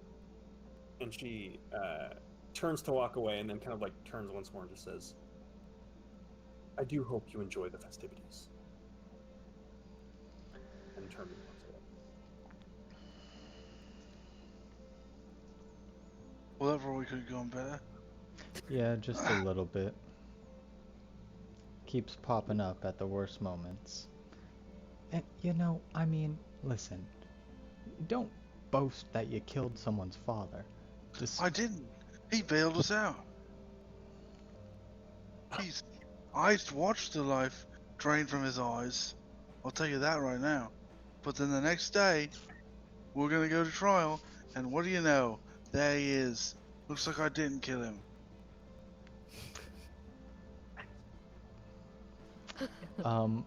Listen, I'm telling you, Varric, it's really I don't... frustrating when I crush someone's chest, and the next day they bail me out of jail. I put a hand on your shoulder. Alright, this is just cute at this point. Varric, you killed him. You killed him in front of Dunsparrow. I know, and then he came back. No, he didn't. Listen, I look like a different person every week. A lot of people can do that. So can Dunsparrow. Are you telling? Yes. Listen. Then why did she? You know what? I hand him. I hand him a. Are there non-alcoholic drinks? No. Nope. What Not is as far as you Oh, know. Jesus Christ. How non-inclusive. I assume there's also not wheelchair ramps, so I think we're pretty non-inclusive already. But, You watch as the wizard, paralyzed from the waist down, flies past. Just Fucking Stephen Hawking. All right. You've been keeping an eye on Sundara. Are we? I mean, that's blown. Faraday's probably going to mingle elsewhere. We're not so much hidden now. Do you give him? I mean, Do you give him space? I'd let them finish whatever they're doing. I'm gonna go to the bathroom real quick. I'm gonna give you guys a chance to reconvene and get your heads in the goddamn game. Okay. All right. I have learned I don't my know. I'd say lesson. that's we haven't lost anything. We haven't No. lost, so we're doing all right. I mean, that's We haven't been kicked out of the party yet, so. And we haven't started a wizard duel, so Yeah. pretty good Yeah. for us. Oh. I think Honestly, we're doing pretty good. We should do I- that though, just to do that. no, I disagree. Honorable feel- wizard duel. Maybe at the end of the party, just in case. Yeah. I feel like Varric's been very Varric, Varric has been very, Yeah. very, but very good. but also not over the top. I wanted to say I watched the life drain from your father's eyes, and then he bailed me Very out. glad you didn't do That that. But I is- didn't do that. Thank Don't you? for not- Yeah. Thank you. That's terrible. I know, Seriously. but he refrained himself. This Wow. is- Just don't- all of our backstories colliding into Don't- one little. It would be, a very different story if I knew. That is fair. You are under the assumption that he is alive, and it's all weird. But it's. Okay. I mean, now I know that I did kill him, and I seem slightly happier about it. It is something to be He proud of. carves a fucking other body into his arm. I don't know what else we do. Oh, All right. Although Alara Yes. is here, so she knows now that he's dead as well. Yeah, she already kind of knew, but yeah, now yes, you two both know. I'd Listen, assume Samugi is with us, or not. Nope. Oh, so Nope. Samugi does not know that he's Hmm. not, or that he is dead. you know, gotta be honest. I was really struggling with going back but going back to New Callum, but man, kind of seems like I'm just gonna stick with you guys. I mean, I just Sorry. down the rest of my very expensive wine. I was hoping you'd I'm stay just with sipping us. on mine. I like you. Uh, anyone who has partaken in the Blackstaff has gained a point of allure.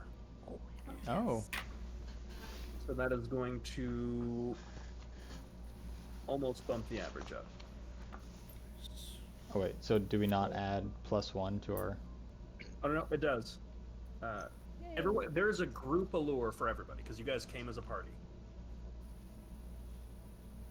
So you it's guys now all have the plus same 3? allure. We're at +3 now. It's at +3. Okay.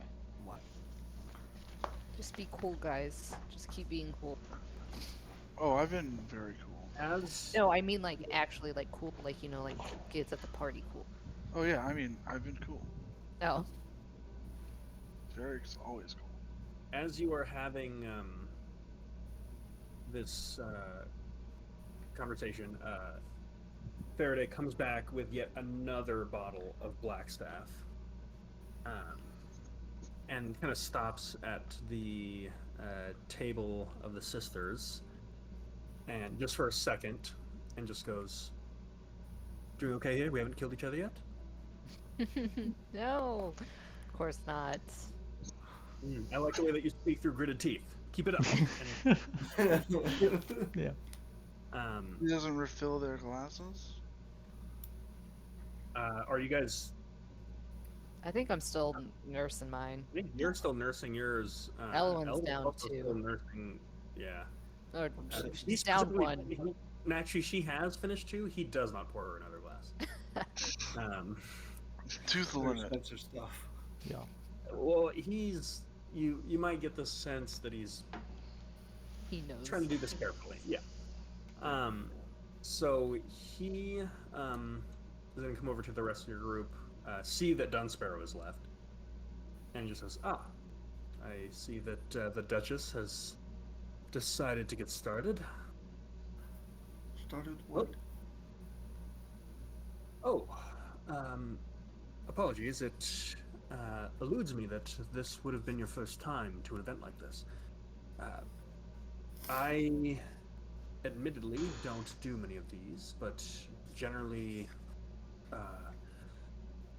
we will open up our towers to the other archmages of Karsus Folly and demonstrate areas of magic and study.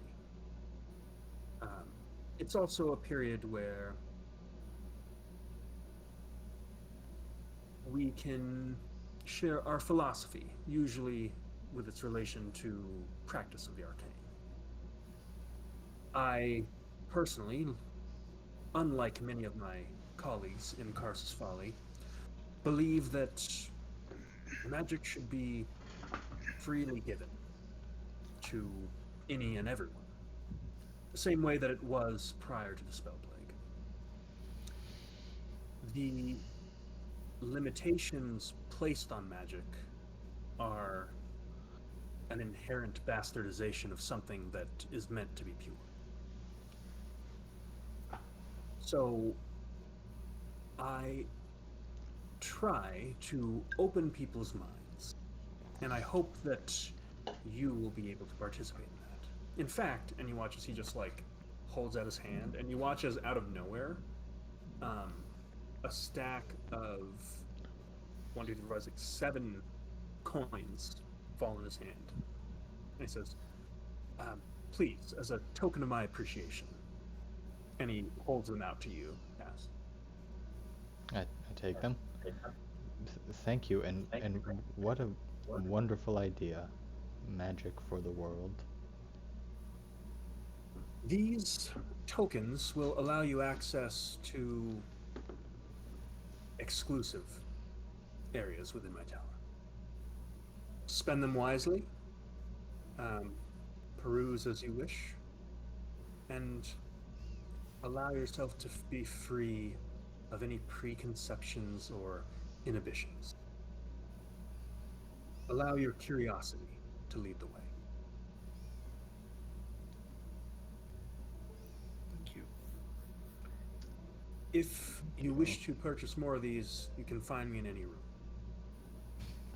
Please, I need to rescue your friend. And he turns around and uh, is going to butt in on Sundar and Elowen. I'm gonna follow him. Okay. As you do, you see as he just kind of like kind of puts his hand on Elowen's back and just says, "Darling, I am so sorry for the interruption, especially with family. But um, one of the barons of the Far Empire has paid a very handsome sum for a large amount of tokens, and he specifically was hoping to discuss the Farum with a true Valendrian. Would you mind?" And she looks at him and almost like she was given an out, is like, yeah, absolutely. What's his name? And he kind of walks away and says, chap goes by Vesper Thorn. And as they walk away. Why do I know that name? Why have I heard that Sundar. is familiar? Can I do a history check on that name? You shouldn't need to. It's your name. Why have I heard that? Oh, Isn't your name Right, Alice right. Thorne? What? You're not supposed to know that. I'm sorry. No taking. Just helping out. Sundar didn't say it. Vesper. I want you to take a look at your character sheet to the I was just about to say, left. isn't his name Lucian? It's not Vesper, is it? Oh, yep. I know why. Okay. We're back. We're so back. Yeah. We got alright. there. We're so back. All right. I need like an electric fence to like grab to like wake my You're brain good. up. You're good. Um, Eat a banana. I'm going to follow them if I can. Okay. I excuse myself from the group. I'll just be a minute Good. and kind of trail them if I can. Okay. Sundar. So was Varric, were you following them as well? No, I'm with Sundar. Right. She didn't even say bye. Jesus Christ. I look at Varric and I'm like, yeah, that went well. Really? No, look I'm like it. lying. It didn't feel very well. Maybe you want to hit the dance floor once more. Want to take your mind off it? Yeah, I guess. You don't have to. No, I feel like it's a nice party. I feel like we should party. What did you guys talk about as I kind of like reconvene with Varric and Cass I as I Mara would walks off? grab her to take her to dance, and as we're dancing, I'll kind of just explain the conversation we had and how I made a fool of myself. Um, but I'm not gonna recant everything because you heard it. Finding myself I imagine you might be attempting to reconvene with your party right now. finding myself suddenly alone.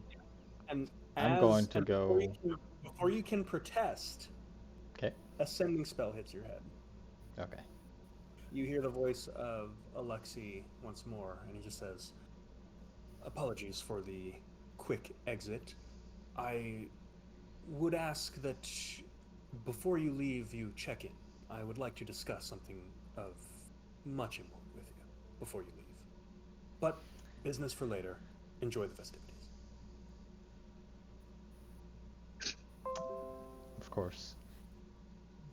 That's all I say back. Okay.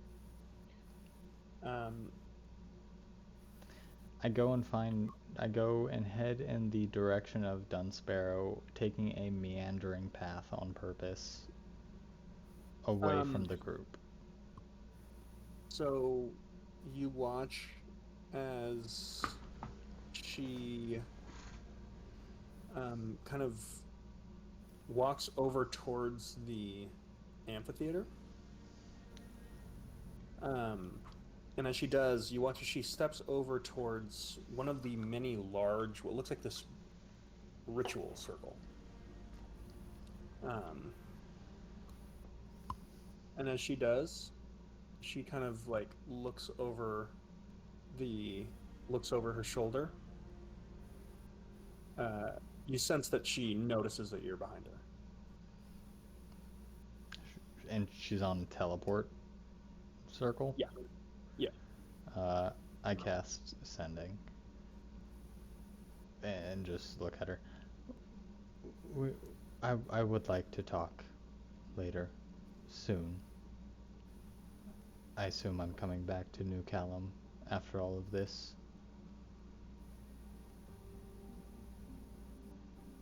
We need to talk.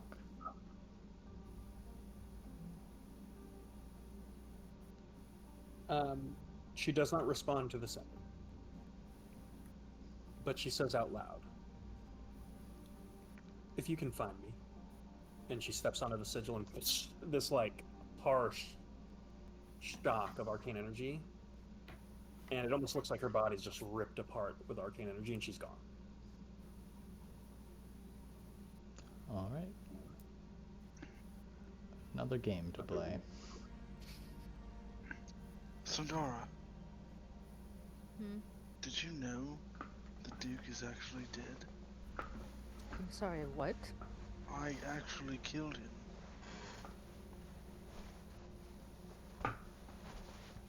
The next day?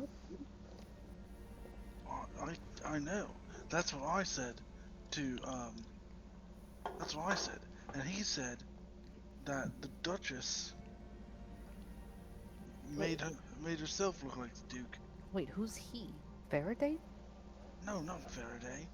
Um, Cass said that. Faraday had stepped away, and I had said, I don't know why she's so mad at me, because her dad was alive last time we saw him. Oh, so you killed the Duke, and then I did kill the Duke, and then she and Cass knew. and he didn't tell any of us. Oh, she's probably really pissed off at us. Yeah, and I didn't. I was being kind of, jokey about it because I thought he was alive. Oh, Apparently not.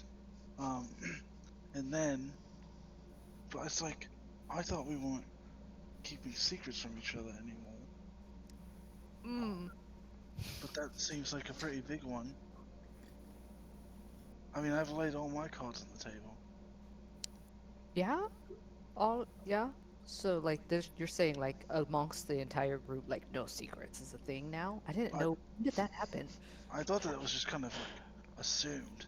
Is that like Oh. we're like a group and we're Mhm. like, you know, oh, maybe there's somebody hunting me down. It would be good Mm, if the rest of the group knew about it, right? I see. Okay. And that's Hmm. kind of how I thought it was going. I mean, I assume that you haven't kept any secrets from us as well. I mean, Alora, she's pretty, open. I mean, I don't say that I have secrets. I might not. I don't think I'm like an open book. I'd say like there are things that I kind of keep close to my chest, but not like a secret. I do think in like a quick, quick decides to start talking about this. Like she's like, oh, I'm not really an open book. She goes, but I do think that Cass might not be from this plane. That's the only thing I really haven't told you guys about. Uh, Wait, what? Cass isn't from here? I don't know for sure. It's just like an arcane thing that I remember when I banished you guys. Yes. Yeah, that might have happened. I just sensed something was weird, And I wasn't really going to tell you guys, but now that you bring up this whole secrets thing, Well, it's I like, guess I should I tell mean, you guys. okay. I don't know what you mean, because Yeah, it's magic-y stuff. That's okay. I'm sorry. Yeah, it's fine. You know, on a side note, my sister kind of doesn't believe that I'm going to help our people at all, and that kind of broke my heart. So, is it cool if we just stop dancing for a second? I kind of just want to go sit in a corner for, not like a sit in a corner, but just like sit down and like not cry, but like, you know, Do you want to be alone, or would you like me to stay with you? just like 10 minutes, you know, Yeah, I'll be back. I just, don't worry. I'll mingle. I And try I to give, like walk. before she walks away, I give her like a soft hug. And just kind of like, Thanks, thanks, Varric. Yeah, yeah, yeah. And she's like not crying, but she's like on the verge. water-filled eyes and Oh. just like walks off of the dance floor kind of briskly. I look around for for any lady that's not with someone to dance with. You look around. Jessica, you here? Muted. Um, you look around and you don't. You actually give me a perception check.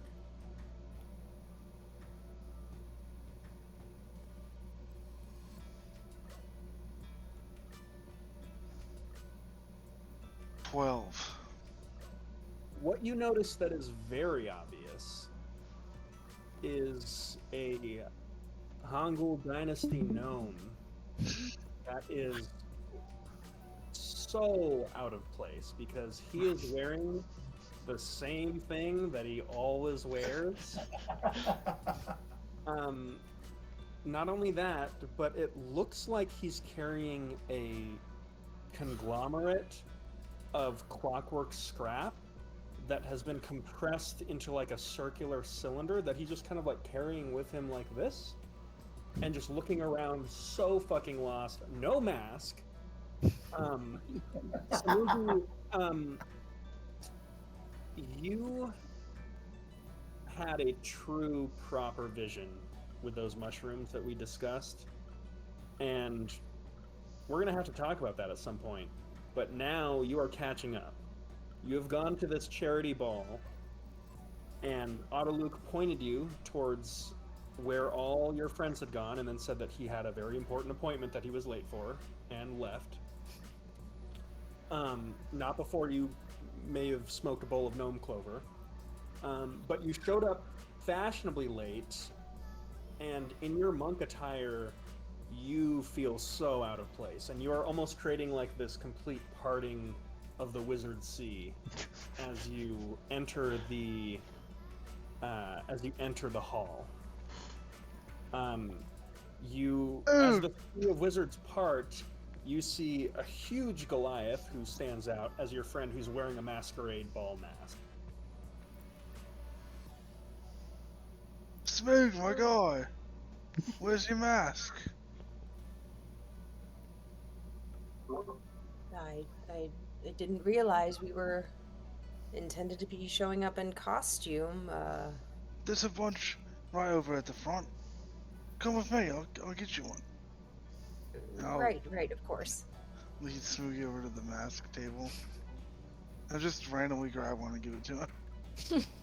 Smoogie, make a do you want to be more selective about your mask? Sure. Give me an investigation check. Yeah.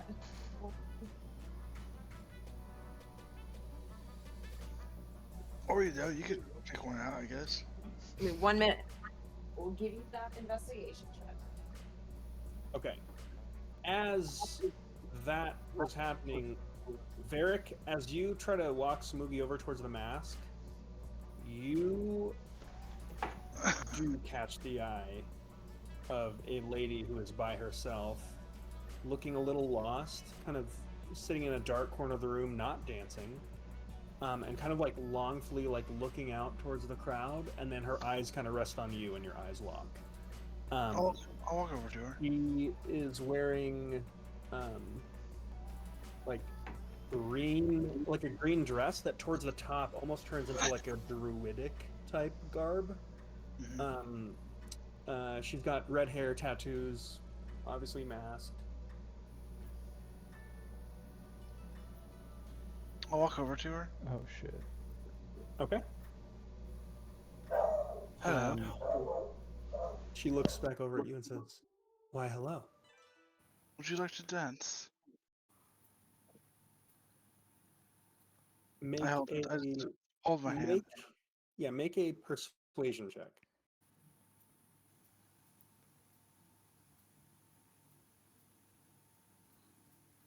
Not great. 13. 13. Says, "Sorry, I'm not much of a dancer. Gives me bad memories." Well, glad to evolve. And I'm more interested in a deeper connection. well, if you'd like to talk, I'd I'm love all to. ear. Why don't you take a seat? Can I get you a drink? Well, I didn't drink. Hmm. What is your vice, then, I wonder? Well, to be honest, violence. That's the truth. Isn't it very true? Who are you, My name's Milani, Milani? and I'm in the business of knowing what people want and giving it to them. Do I know you? No, but I know you. And how's that? Well, I know, and you watch as her hand begins like creeping across the table, and she just begins like walking her fingers over to your hand and begins like walking her fingers up your arm. And as she does, he says, "I know what happened on the island outside the bar. Poor, poor Atlas. And I know what happened after." And you watch as her grip kind of like tightens around your arm and squeezes just a little too hard. You turned into a very naughty boy. I know about the torture, the hunting, the drinking, family lost, the daughter you didn't know you had. But that's all behind us, isn't it? I don't say anything. I just stare.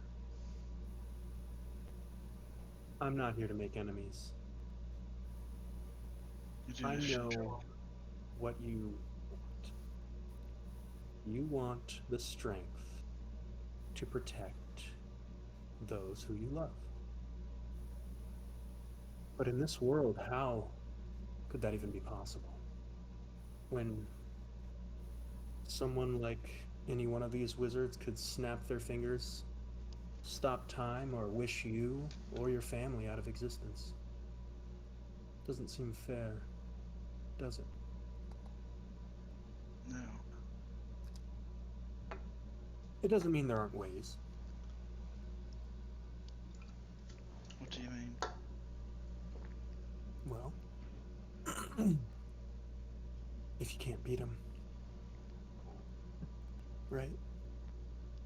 But I don't know magic. Of course not. Why would you? But I do. I know quite a bit. What are you proposing? I'm proposing you let me help you. I got that. I meant how. Well, I am. I hold a lot of power in a different realm. Which realm is that? Now, we're just flirting here. Hmm. I'm not going to give away all my secrets that easily. Of All course. you need to know is I gain power through sacrifice. And I give power through sacrifice. I've already given so much. They always say that. And it's never true. You don't really know how much you have to lose. And there's power in that. So, Varric, I could offer you a substantial amount of strength.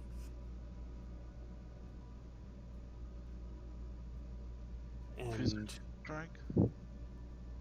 oh, darling, far beyond that. But yes, that too. But I could give you what you would need to protect them. I just need something in return. And for what I'm offering, it's gonna have to be really good. What is it that you want? In my meanderings, have I seen this conversation happening?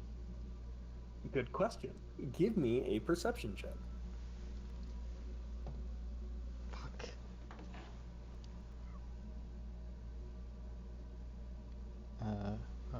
17.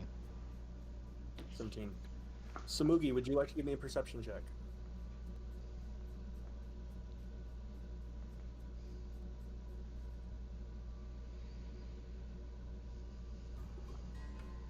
Perception. That is a 11. Okay. Cass, you do not see this.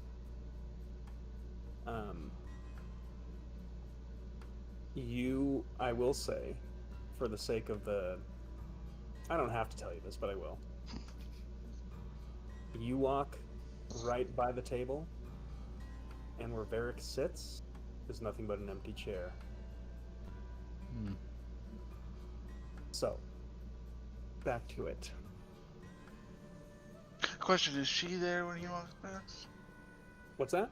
Is she there when he walks past? You don't see him walk past. No.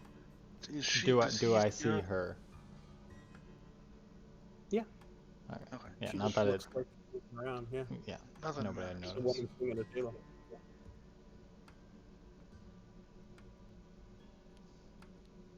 So,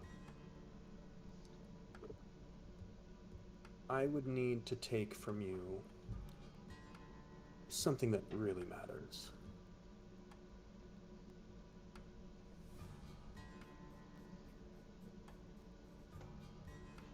Are you following me, Varric? I'm afraid that I've lost you. No, I understand, but what really matters is what I'm trying to protect. Exactly. Twisted hand of fate you've been dealt, hasn't it? Yes. You see, and with that, she leans forward and her lips are pressed up against your ear at this point.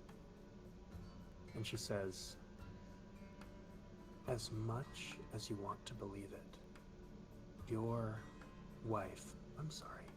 ex-wife, will never truly understand. But you and I know that for you to protect your family, you can't be the type of man that she wants you to be. Someone who's a father can't do what needs to be done when that time comes. And she leans back. So I would need you to do exactly that and stop being a father. You intend to kill my daughter?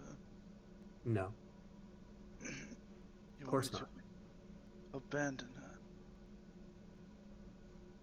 She might think so, but in reality, It'll be the most fatherly thing you could ever do. Be honest.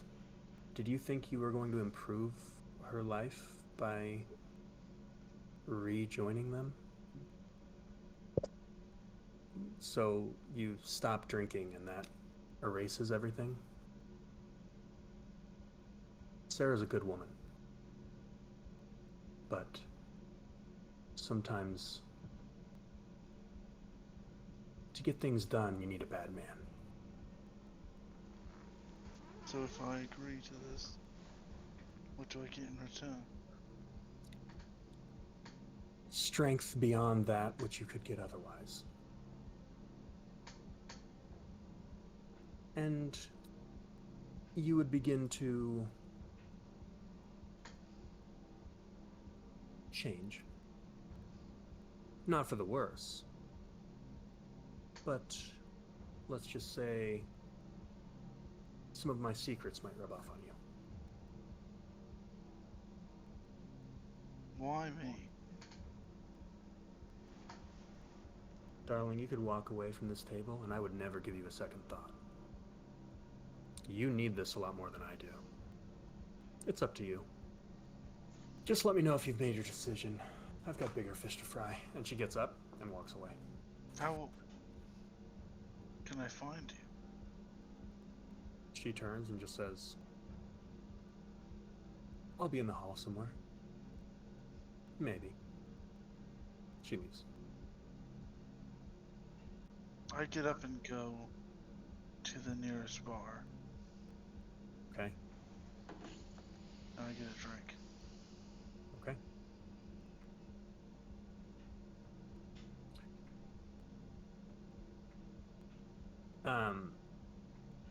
I'm going to say it's not difficult to spot Varric. Cass, as you've been looking for your party, you have found Samugi. I will say, Samugi, you have found a very dashing Korean theater mask. You can choose between happy or kind of shocked looking. You don't have to tell me now, but the choice is yours. For, I would say Cass was looking for Varric, is that right? No, not really. I was just walking around passively wondering if I stumbled upon him. Yeah. Well, you would have easily found Samugi. Yeah. And then at the same time, you three, including Alara, will see Varric at a bar.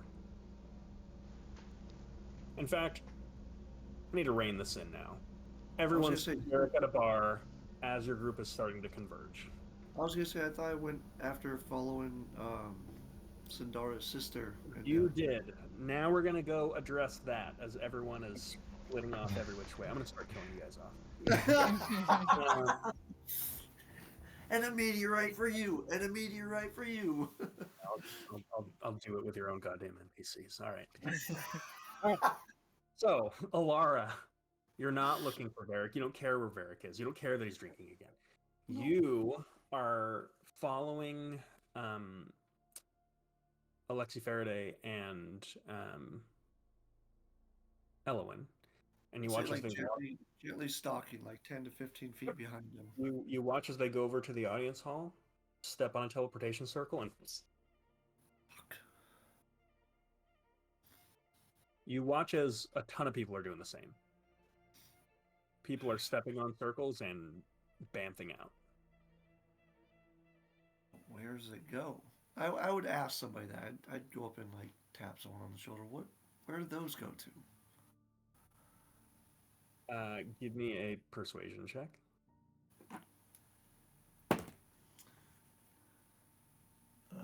Do I get my bonus to this?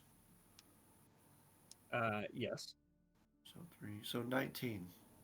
19. You get this kind of like this elderly gnome with like Coke bottle glasses, and kind of buck teeth, who looks at you and just goes, oh, "Well, darling, I don't touch me. I'm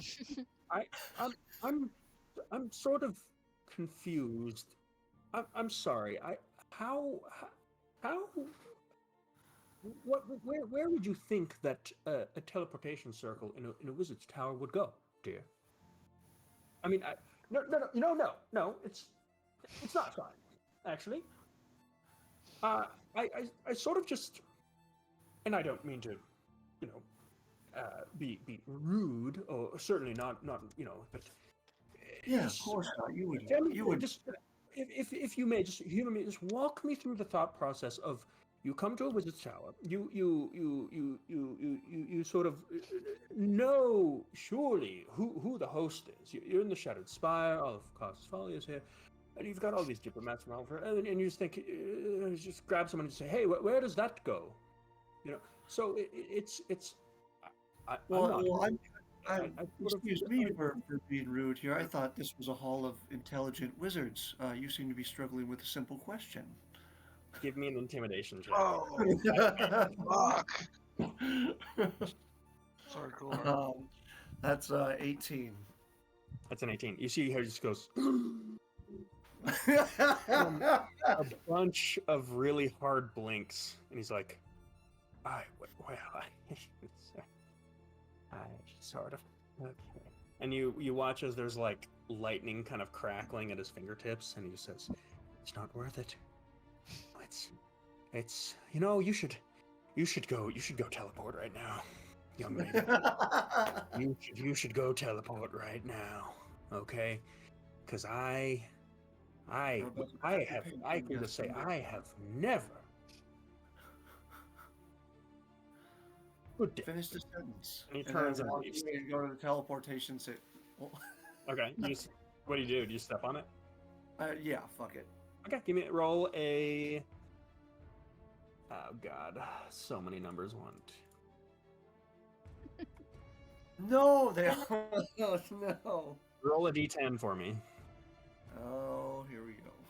And Alara gets lost in the middle of the party, which doesn't surprise me. 6. You stepped on a teleportation circle. With the purpose of teleporting. Yeah, but I don't know. I thought each different ones went to different places now. Okay. So good.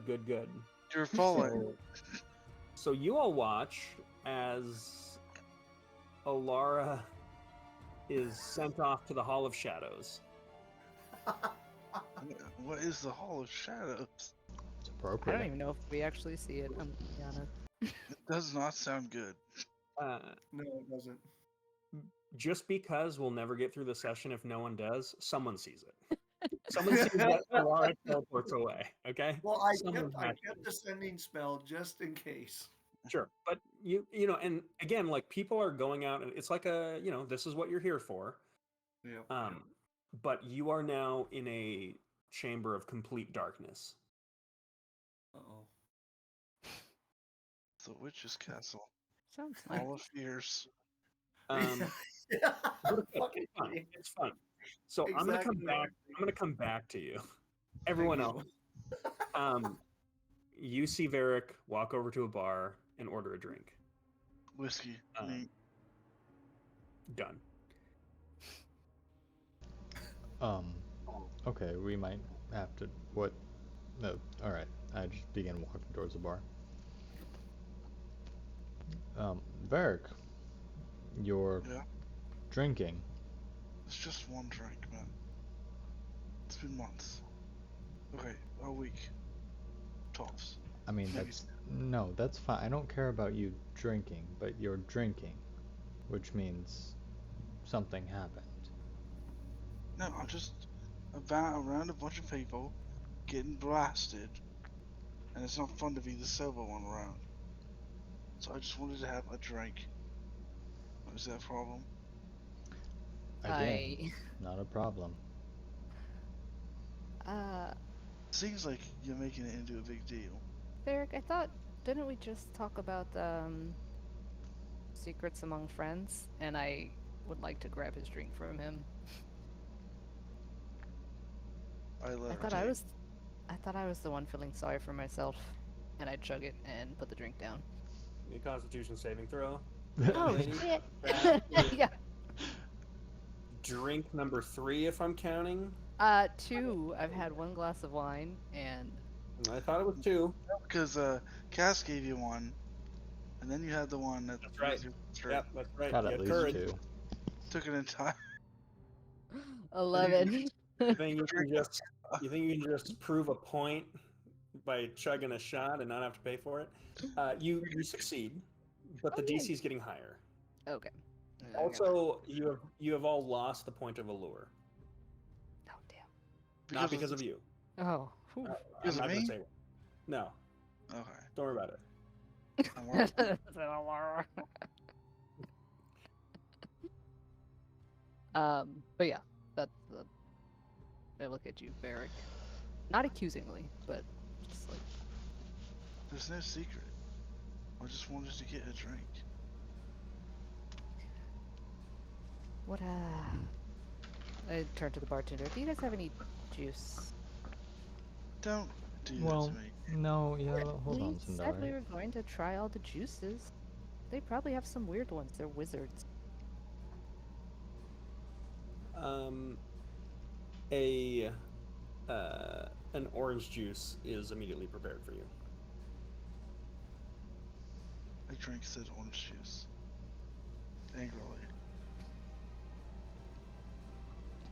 You know what? What we I just What were need you to be gonna say? alone. guess? What? What? What did you say, Varric? Sorry. Could I just be alone for a minute? I feel like you guys are always around, telling me what to do, because I don't know anything about magic. But, you know, I feel like I've been doing pretty good for myself lately. So, I'd like to sit here alone, have my whiskey, and just, have a couple moments without someone telling me this or that. I give him a small hug, like the hug he gave me on the dance floor, and I walk off. Okay.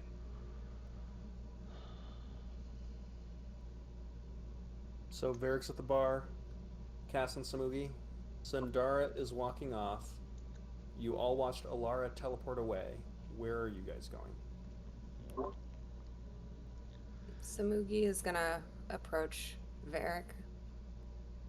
Do you mind if I sit here alone with you? No, I don't want. And Samugi just sits down and just kind of chills. Um, Cass, Yeah, will you do me a favor? of course. Will you...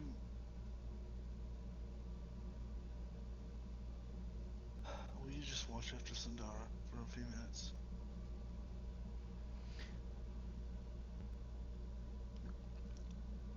I I always kind of am. I hope that we're always watching out for each other all the time. I mean, specifically, Sundara. Sure.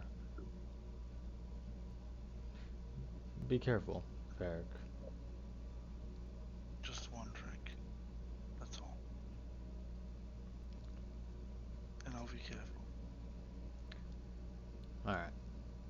Um, we should probably go to Alara before she gets lost. okay. Um,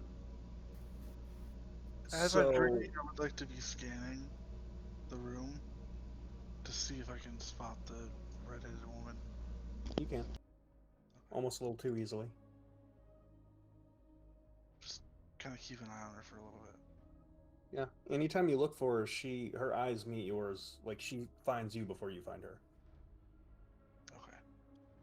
Um, Okay. she stands out.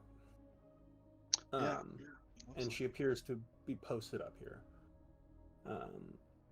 And you do watch as she pulls like one person aside every now and then, and like as she does, she kind of like steals glances over like your way if you ever look. Yeah, I'm looking. Okay. Um, Sundara, where are you going? I'm heading towards the teleportation circle. Okay.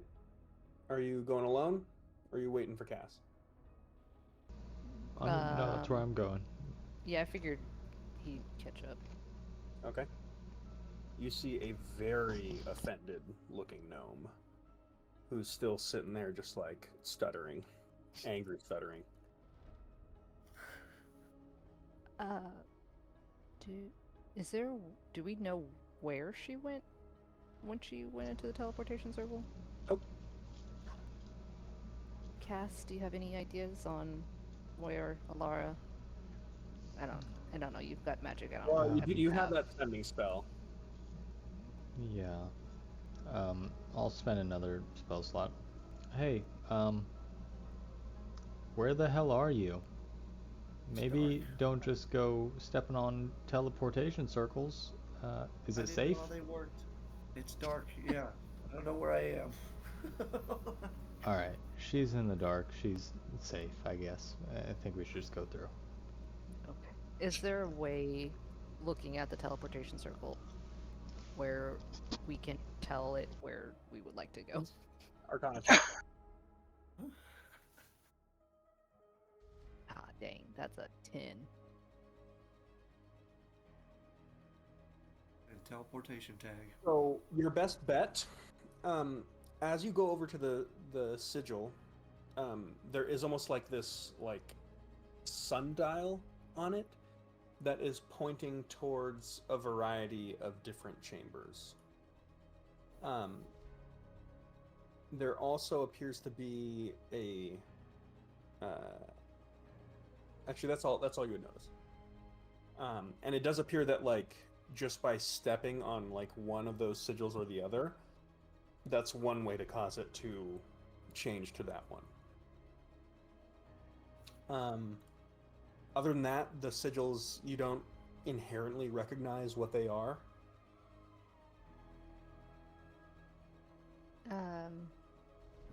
Jeez. Wizard magic can be so convoluted. I don't know which one of these locations the dark area is. Cass, do you have any? I don't know how to fix.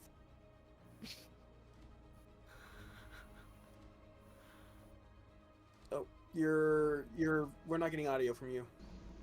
We don't exactly know how to get to you. I send a message to Alara. Is there a circle near you, and is there a dial? Do I see a circle or a dial? You don't see anything.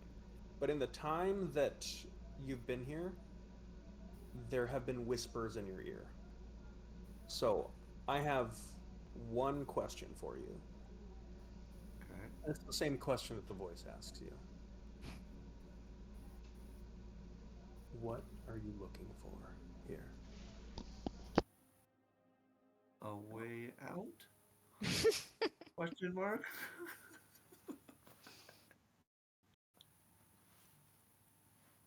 These halls carry with them knowledge that has been lost to the ages.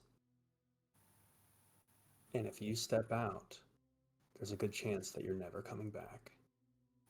So I'll ask you again. Imagine this is the last chance for you to ask that one question that you've always wanted to know. Why are you here?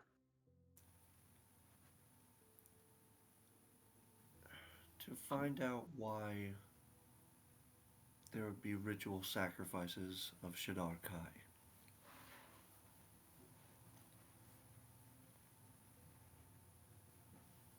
An interesting question. I assume this is in relation to the Matron of Ravens. Not entirely.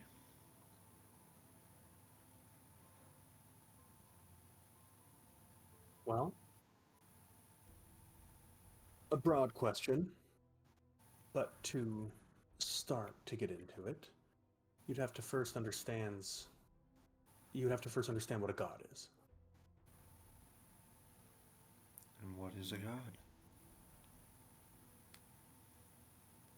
Aren't you a worshiper of one? Yes. Follow Perhaps the it's something you raven. should be thinking about a little bit more. What gives a god power? I would think followers and people who believe in him. Very good. So you have Palor, god of the sun, followers in the millions. Yet, how then can Baal exist with only a handful?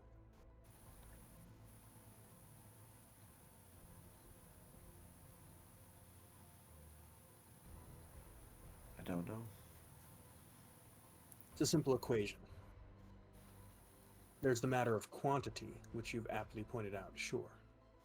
There's also the matter of potency. So, one follower prays once a week, another sacrifices a child. Oh, I see. Hence, ritual sacrifice of any mortal. And if you think that your matron of ravens is above that, sort of. I see. Would sacrifice of a specific type of follower be possibly a way to dethrone a god? Now, if I'm going to be spilling any more secrets, I'm gonna ask for a token. Oh shit. Who has the tokens? I think Cass has all of them. No. I handed out one, like one to each. And I kept one or whatever. Do you pay a token? Yeah. The Raven Queen has ensured her ascendancy. In a way, she's dethroned every so often, but she does it to herself, and she replaces herself, I feeding see. it the body of whatever zealot believes they'll be the next god.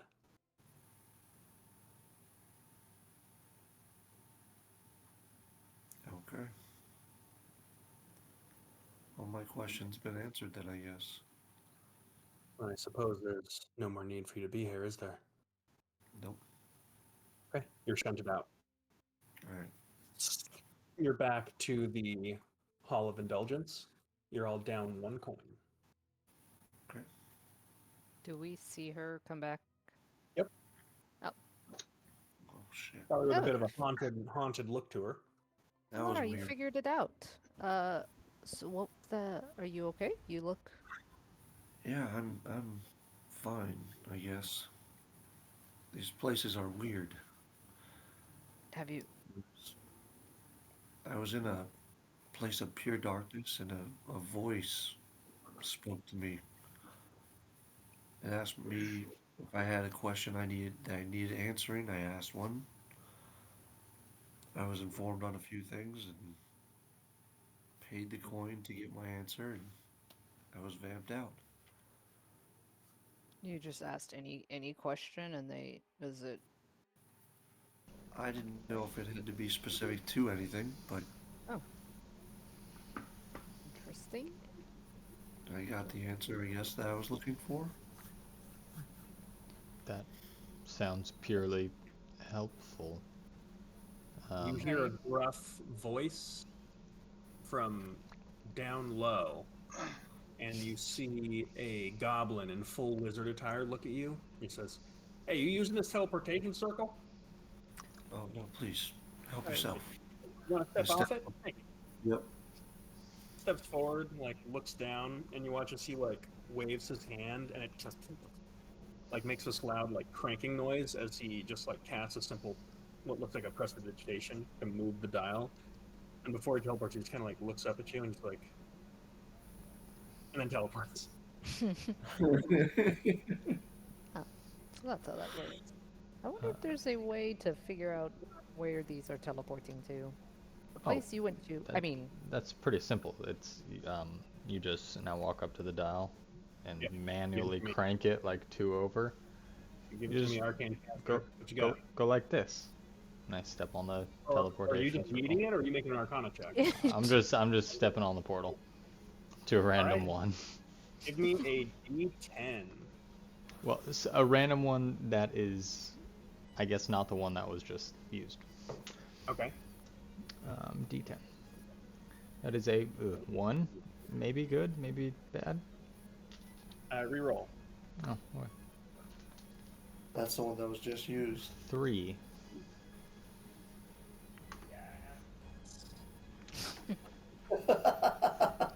Okay. You all watch as Cass disappears. Um, you find yourself Oh my god, that's a huge sludge show. you find yourself in a open hallway that's got a almost like a grotto beneath it that spills into just like an endless void. And it's got a bunch of rooms, like hallways that lead to other rooms where you see comfortable couches, a lounge area, what smells like some kind of smoke. In the center, there's this large statue. Okay. Do you all follow Cass here? If we can, I guess. Yeah. Okay. Okay. As you look around to the 12 rooms, you notice that there are a series of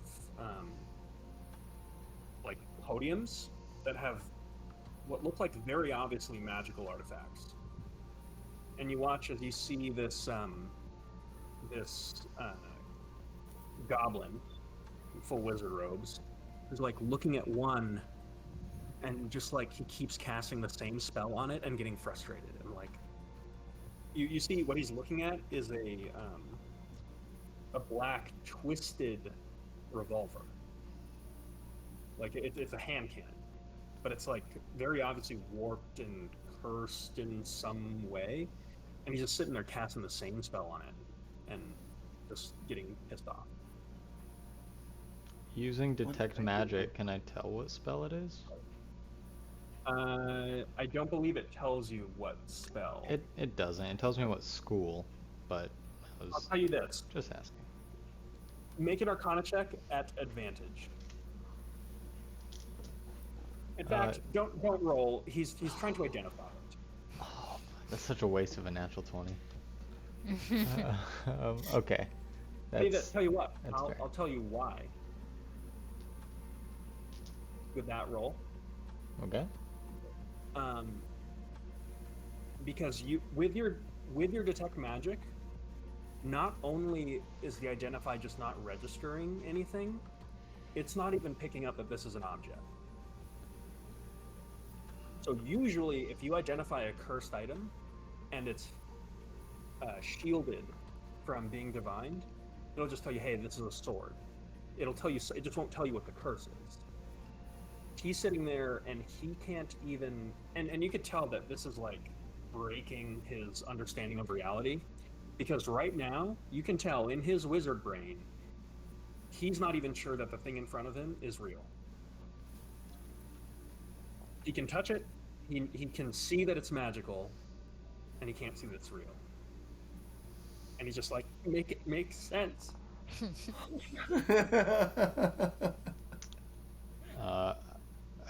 I walk up, like hands behind the back, and just lean in, totally bullshitting, just off of his vibe, and say, "Intriguing piece, isn't it? Really makes you ask a lot of questions." But You hear the voice of Alexei Faraday behind you, as he's wearing a mask, but he says, "It is a very intriguing piece. One of my favorites, in fact." What? Are you an illusion? I am something like that. Unlike the bartenders or waitstaff that you would see in the main hall, I'm a little bit more profound. Oh. I am a simulacrum. Oh. But I am here as a guide in any one of my rooms. You've both got a good eye for a interesting piece. I'm particularly proud about this one. I wish I could tell you more about it, but as you are aware, I'm trying to identify it. It doesn't. It took a powerful series of divinations to tell me why. This weapon came from somewhere else. Not another plane, I mean somewhere else entirely.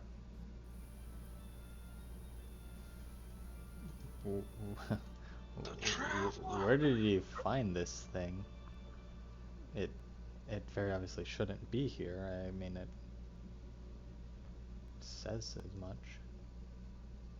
Is that a bit of curiosity I detect? You're sure you're not a wizard yourself? Kind of. The Netherese grew so adept in their proficiencies with divination that they began looking beyond planes and looking beyond gods. They looked into other realities, places not organized within our network of the cosmos, but superimposed. I've uncovered a name that describes a certain wizard who began pulling artifacts and even creatures from these sister worlds. He described it as reaching through the blue veil, and I've uncovered some knowledge that allows us to take a peek ourselves. In, into other. I'm sorry. What? Yes. And all I look around. Are there like multiple different podiums and stuff? Oh, there are. Are these all from different places? Unfortunately, no. This is the only one. Oh, well. Mind you, these are all very powerful artifacts. I want to whisper to Cass. Maybe ask about the piece of the inevitable. Oh, hmm. Without touching, and I whip around. I hope this is what you mean. What? You know what? Hold on. Can I disassemble this thing from my back? Mm. What? Is this what you're talking about, or what other piece of the inevitable? He has a piece of the inevitable. Maybe it's one of these. Oh. Have you heard of the inevitable?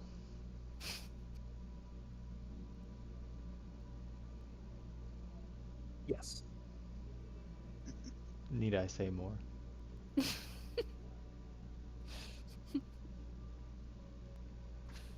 If you've lost interest with this and you're more interested in the inevitable, I do have something that uh, may pique your curiosity. Come. And he leads you across the chamber in a different direction. Yeah, I follow, but like, still looking at that gun. That is I mean, interesting. you're just 20 feet away. Yeah. Like, these are all laid out.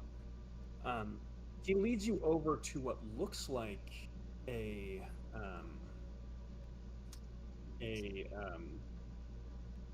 huge, pure white,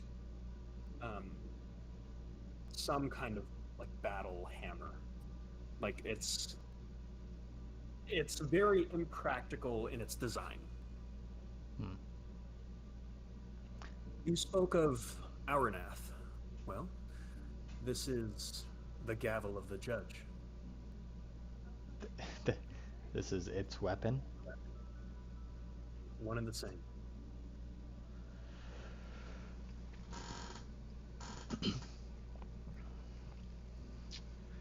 I walk over to Sindara.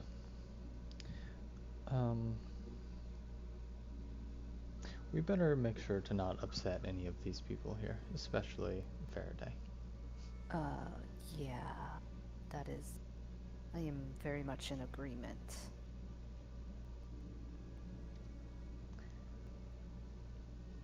How? How did this How? come to be here? Yeah. I thought inevitables were inevitable. Is someone looking for it? Um, it's funny you mention that. You carry a piece of the inevitable yourself. Oh, Well, there's we just just one. shirked it off of someone else. Well, I'm not sure if you heard the story, but my group defeated one. Our NAF. How? What?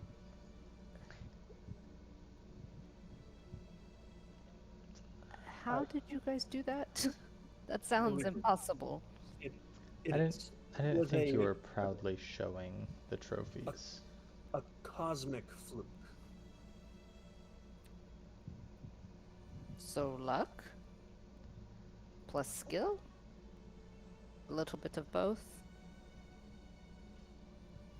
You could say that. I mean, if you'd like to take the dream, you're welcome to take a look for yourself. Take the dream. What is this? What?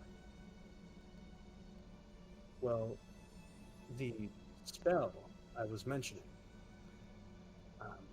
I've coined it as dreaming of the blue veil, and in that, you can look at an object, and it will take you to a point in time that has been engraved within the object itself. Looking through Auernach's hammer, you would see the time in which he fell. Oh. And then looking at that weird hand cannon, you would see some alternate. Persuasion check. Well,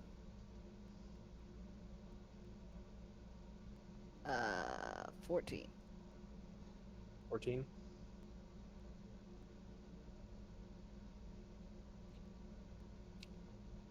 The end of all things. Oh. Okay.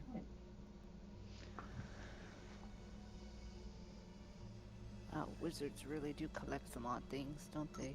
The end of all things. And I'm sure you will be delighted to see the newest edition.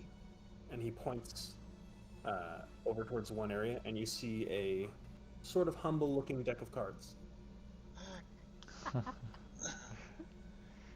Ah. Well, I guess we're working for him. Full card. Is this dreaming a deliberate? How do we do this? Well, I've got the spell scrolls. I would ask for a coin in return.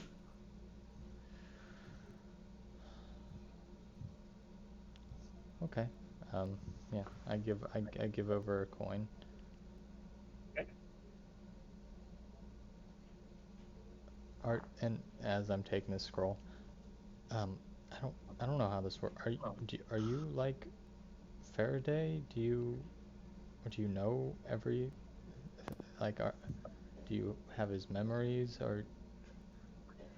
I'm afraid that he's not.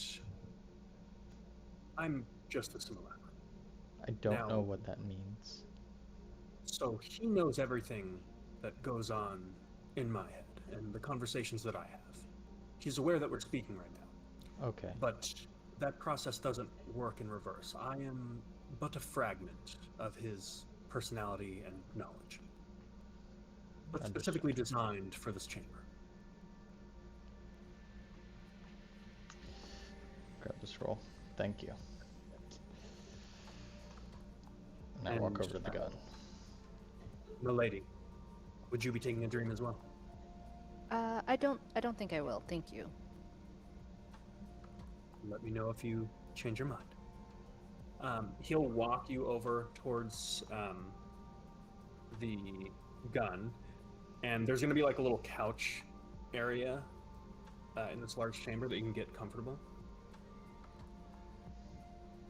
Some find it pleasurable to take the dream alongside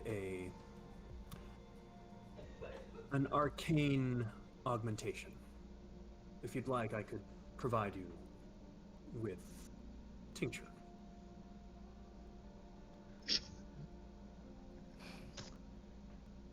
And people enjoy this. Is that going to cost me a coin? No.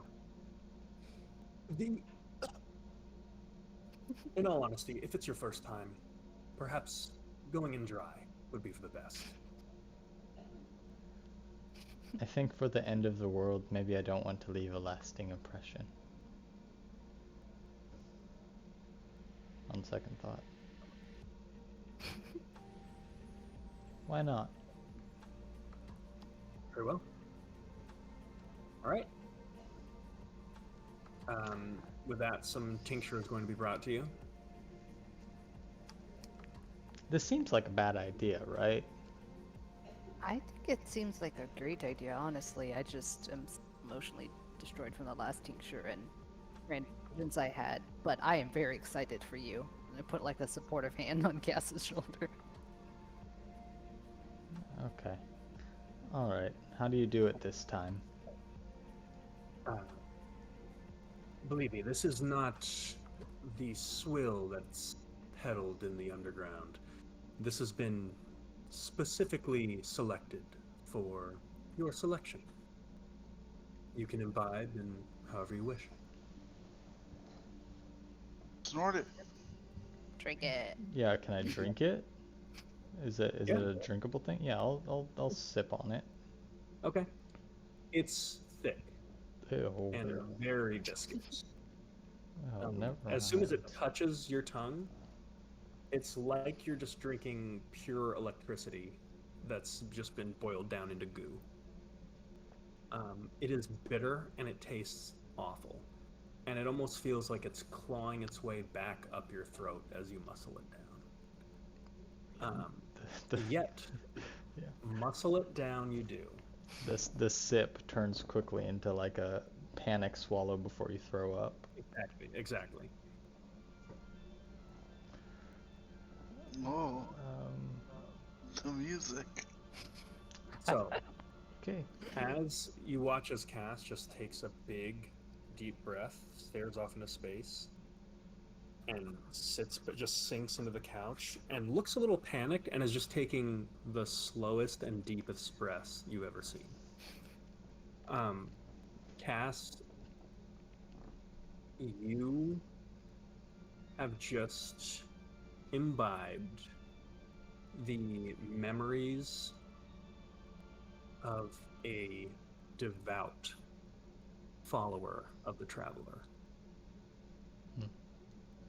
Someone who has been shown things that they didn't have the sanity to understand. And in that very last moment of just a lifetime of a fractured and mad existence, this person elected to obliterate their soul and become the sustenance for your dream instead of whatever a god or anyone had in mind for where their soul would go.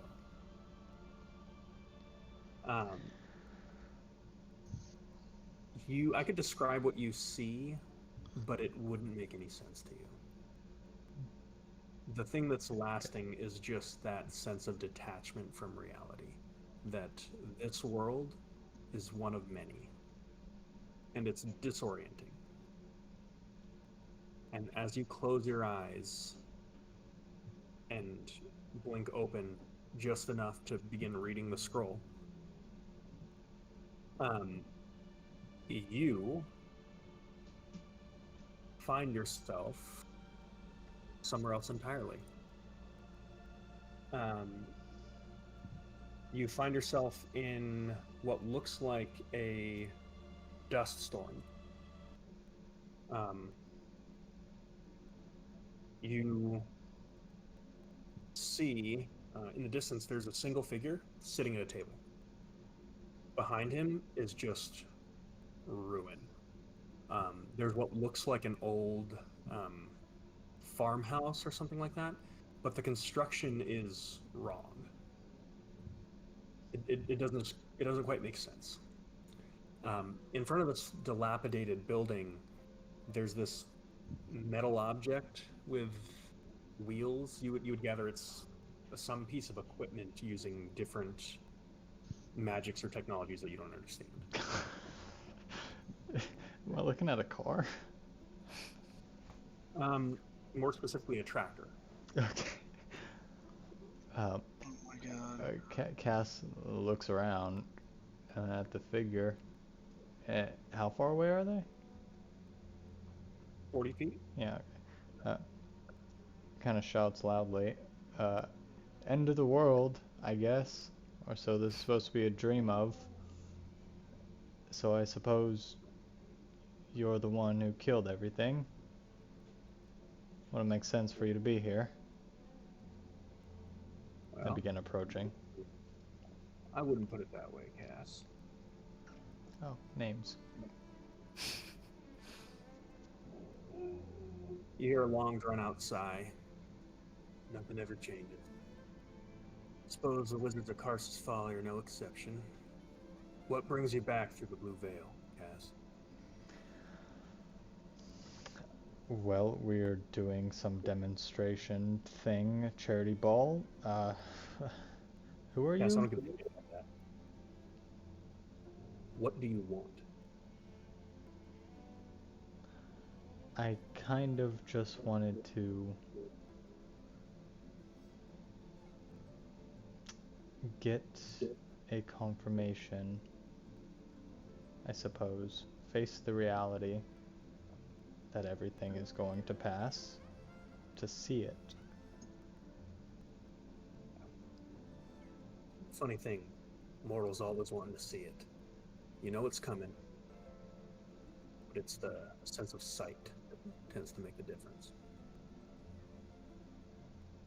Shit, Faraday must have rolled through here 100 times, watching the same thing.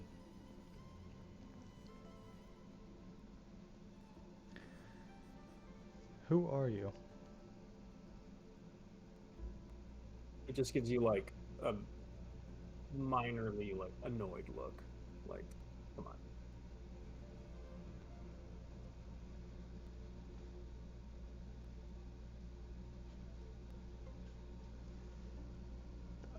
I look. Does he have a gun in his hand? He does. All Do right. you really have to ask? You bear my mark. You use my tools. But you don't know how to use them, do you, son? Your style is out of fashion.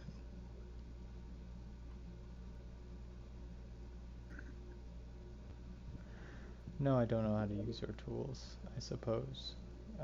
Cass sits down. As you do, your hand lurches forward, and vines rip like around your arm and just fire off, and you feel the polylute leave you, and it just begins like blooming on the table, and you watch as everywhere it touches, there's just growth. And with that, the traveler just kind of like reaches out and it wraps around his arm, and it forms this simple, elegant dreadnought of a guitar. What? Oh. Okay. More. I mean, just taking my surroundings of dead everything. I can kind of He, do that. he begins just kind of picking at it. And he just tells you, "You don't know anything about this thing, do you?" I asked for a weapon. I was desperate, and you answered again. But you were vague. How was I supposed to know anything? See, that's where you're wrong. Because this is not a weapon. This is a tool. It was crafted from the world tree itself, and is therefore in tune with time and creation. Do you understand that? Kind of. So, with that in mind, you can't approach it like another instrument. This instrument talks. Hell, it sings if you learn how to let it. And that's just the trick right there. You have to let it. Are you following me so far, Cass? Yes. Yeah. So, next time you pick it up, don't pluck at its strings until you've heard its voice. You strike me as more of a lead man, but let me be perfectly clear. It leads, you accompany. Understand? I do. Thank you for telling me how to use your gift. Now, and with that, he like kind of pitches over so you can see what he's doing. And he just says, technique is important, sure, but listen to the instrument and you'll hit the correct timbre. Now mind your dynamics and you'll find your resonance. And as you're focusing on his words, you notice that there is a symphony of tones and frequencies not coming from the instrument itself, but from all around you. It's almost like this like droning hypnotic melody that he's made is just kind of, it's doing something to the area around you. As that happens, you notice that this dust storm has stopped and has begun to flow in the opposite direction, and it's speeding up and speeding up and speeding up, and the building is just kind of shimmering, and in a single lurch, a collapsed roof puts itself back together as it just begins shaking, and paint chips apparate out of nowhere and slap themselves back on the ranch. Sure. Surely I can't do that. As you say that, you look beyond the ranch and you watch the wind grow mountains from piles of eroded rock. And you watch years race backwards until it stops. And at that ranch, you see a young red tiefling who is wearing your face. He has different parents in a different life on a different world. But you swear you're looking at yourself. And then thought crosses, maybe you're the one wearing his face. You notice at this point, you look up, and the drifter is walking away, yet the guitar still plays, where it's been laid down on the table before you. And as you watch him, he walks over to this young kid, and he hands him the cursed revolver that he was tinkering with. And you don't know how, but you know this for a fact. And that by him doing that, he has sent this kid to his doom. I study the face of this kid, my face, and feel real sorry for him.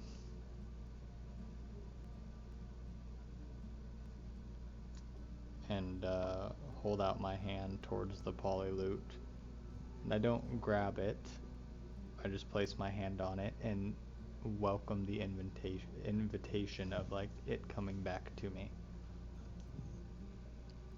As it does, and it, in between notes, whips back into your lap. And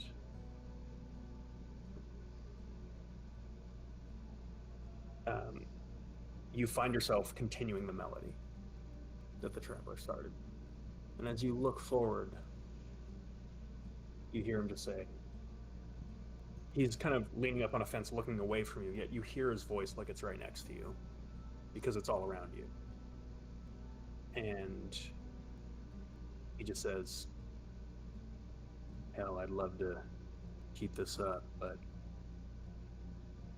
I'm afraid you've got work to do, don't you?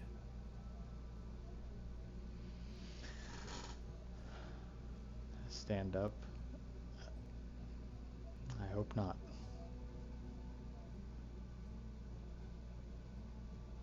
I'm sorry it's been such a while and that this is overdue, but welcome home. Sorry your visit had to be so short. And he tips his hat to you, and as he does, you are being pulled out of this place. And just as you are, you lose focus on that melody, and you watch as everything crashes back to where it was, just in time for you to see a massive serpent, snake, worm, something open this like intergalactic maw, and you watch as everything begins to enclose in darkness and oblivion as the traveler just stares out into nothing. And at that last moment, you are yanked out of the jaws. You all watch as Cass, just sitting in that totally comfortable pose on the couch, his eyes just shoot open, yet his body doesn't move. Oh. And you are awake and you are back. Is anyone around me or are they doing their own things? I'm standing right next to you. Just been staring at you this whole time. Body You watch, doesn't move, eyes just look up at you. yeah. You watch as Faraday just says, "Quite a sight, isn't it?" Who do you see in there? Well, there's some kind of beast, serpent. Before that, That's it. Just the serpent. It's the same every time. Cass is Did breathing very heavily. Did you see the serpent too? Yes. Something Careful, it's enough to make anyone go mad. something Take your time. very big. Thank you, Faraday.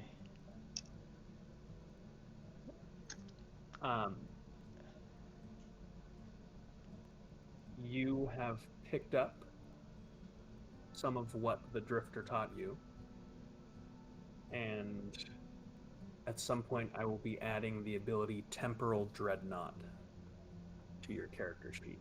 Sounds cool. Sure. Sounds badass. Okay. So just to let you all know, because only a guitar player would know this, but a Dreadnought is a type of guitar. Okay. So you can shape the instrument the way that the Drifter did, and if you can play the way that he can, in certain instances and situations, you can imitate the same effect, where you can look through an object or an area's time to relevant past events. That's so cool. Oh, it's just like a regular acoustic guitar. That's what a Dreadnought is, yeah. Okay. Very interesting. Very interesting ability. So while Cass was going through time and space, Back to you. Varric takes one sip of the drink, Mm-hmm. sits down, and he looks at Smoogie, and he just says, I gotta take a leak. And he gets up to leave. And GG. he goes directly to this red-headed woman. Doesn't even feign anything else.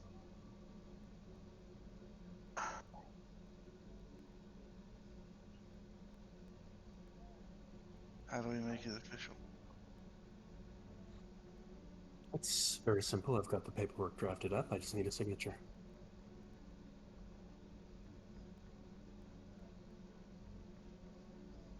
You know, I'll grab the. I assume she gives me a pen or something. She hasn't given me anything yet. Okay. Step into my office. And she leads you to one of these dimly lit tables. Okay. And you watch as there's someone else there who's like kind of similarly dressed. Give me a history check here. And for you, the DC is going to be, well, moderate. 17.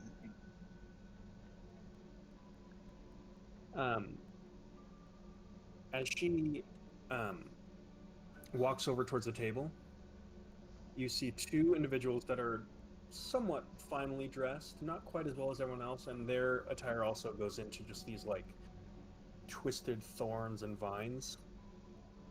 And you see a very, even through the masquerade mask, you see facial tattoos that go into the eye cavity.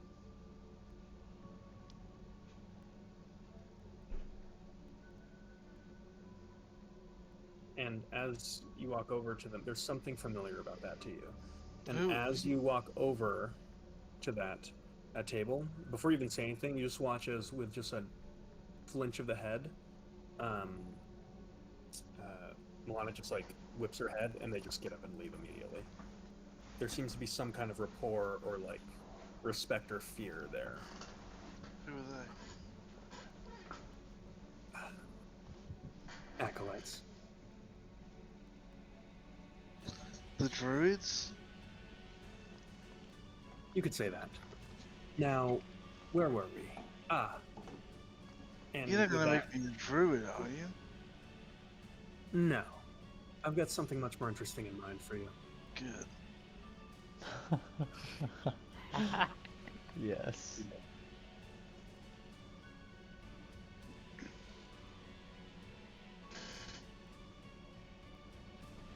So Okay. all I So have to do is abandon my family. Yep. She puts down this sheet of like reed paper that just like folds out, and there are just all these like arcane glyphs that are etched within them. And as you look down at it,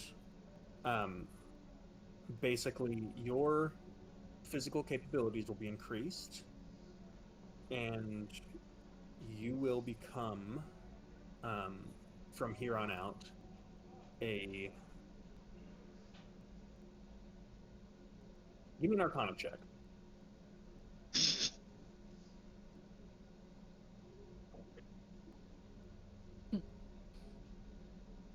Four?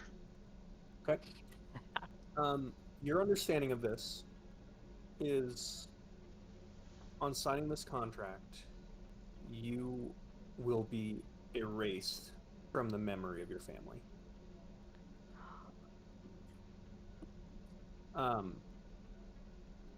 You will remember them, but if they see you, they will regard you as a total and complete stranger.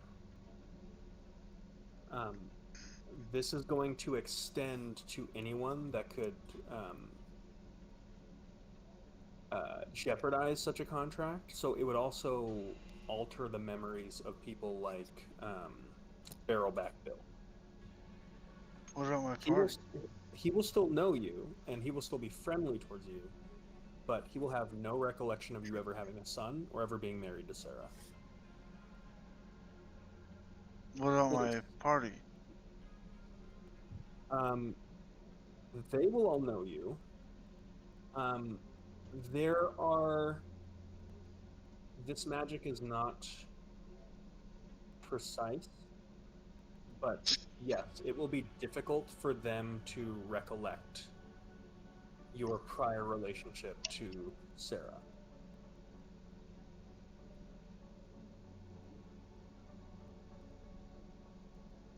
Okay.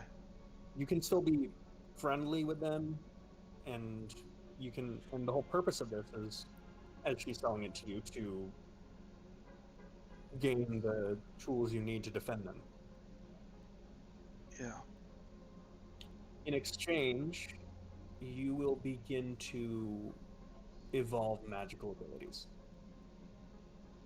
You will increase your physical prowess, and you may lose a couple modifiers of other things that are less important. Such a. Just to move things around and make things work. It's going to be a net benefit. Okay. I'll play this game. I'll sign it. Right? It's a done deal. You sign it, and as soon as you do, the reeds just disintegrate and wither away, and on your the palm of your hand, or on the back of your hand, there's a searing pain, and there are two symbols that are etched in there, and as you touch it, these are like, it's like dead branch of a tree. There's like a part of your skin that has just been like replaced with wood, where these two sigils are. And just like that, you now bear my mark. You immediately. I need to get into your character sheet.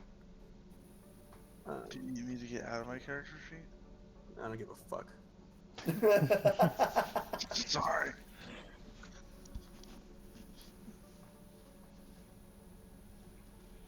All right.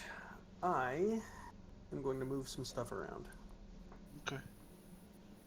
So it's not going to be that big of a change. Mm-hmm. I'm going to subtract a point of Constitution to give you a point in Charisma. Okay. I'm going to increase your Strength score by 1, bringing you to a total of 22, and I'm upping your cap to 22. Dang.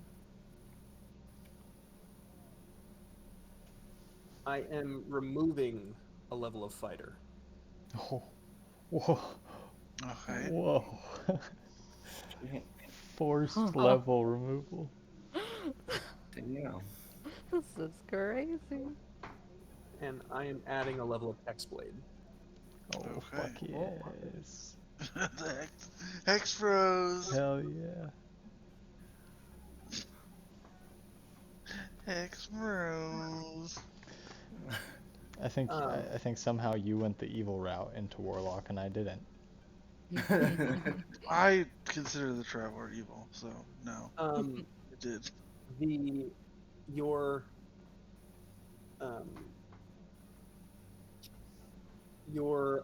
Bloodstone Hammer is also altered. How so?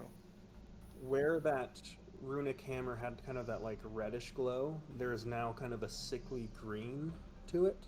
And it's kind of covered in some moss, and the haft of it is now what looks like this twisted conglomerate of like bone and sinew. Oh. Dang.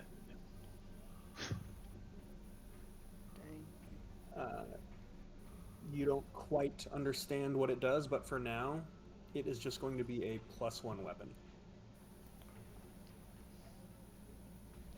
Do I have to reattune to it? It's been obliterated. It's gone.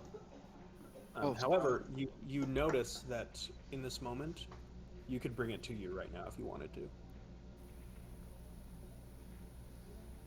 I assume you'll change that on my sheet as well. Yep. I I swear to God, we're gonna end up doing like we did in the first campaign, where I have to save you guys from yourselves. What do you? What first? What You, first you campaign? don't gotta do anything. Stay out of the way, Eddie. Yeah, fucking. You've got transferred yourself to a Let it dark happen. room. Oh, I'm All right. going to. That's what Varric is doing, or has done. I returned to the I bar. Sandara, what And stupid choices are finish you my going to drink. make? I mean, let's keep exploring rooms, I guess. I Oh, vote. See what weird rooms we stumble in.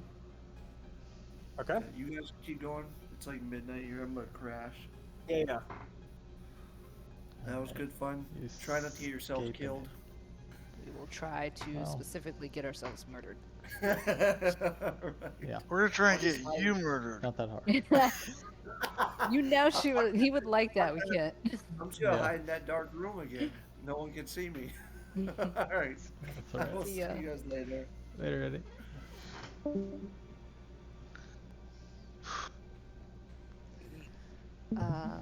Wow. Yeah, so I asked Cass, I'm just like, should we just keep looking at these rooms? They don't seem dangerous,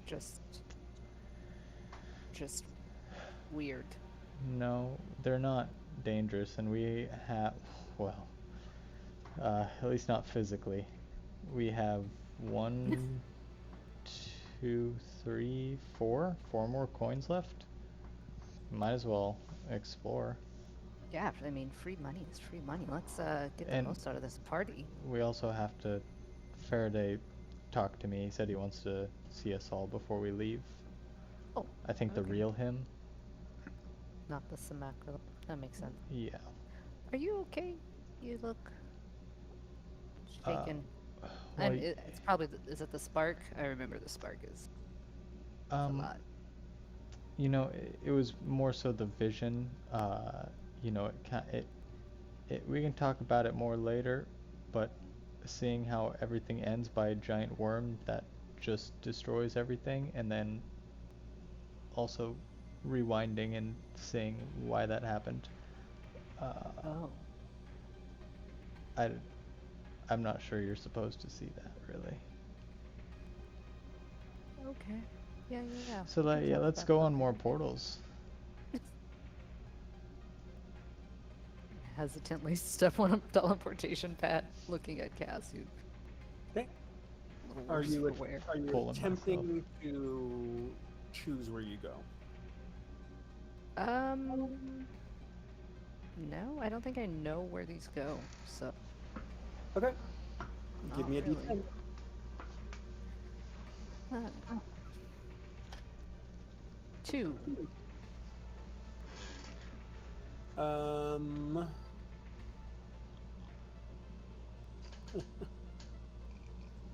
Okay. All right. Interesting. Do I have this one? Yes, I do.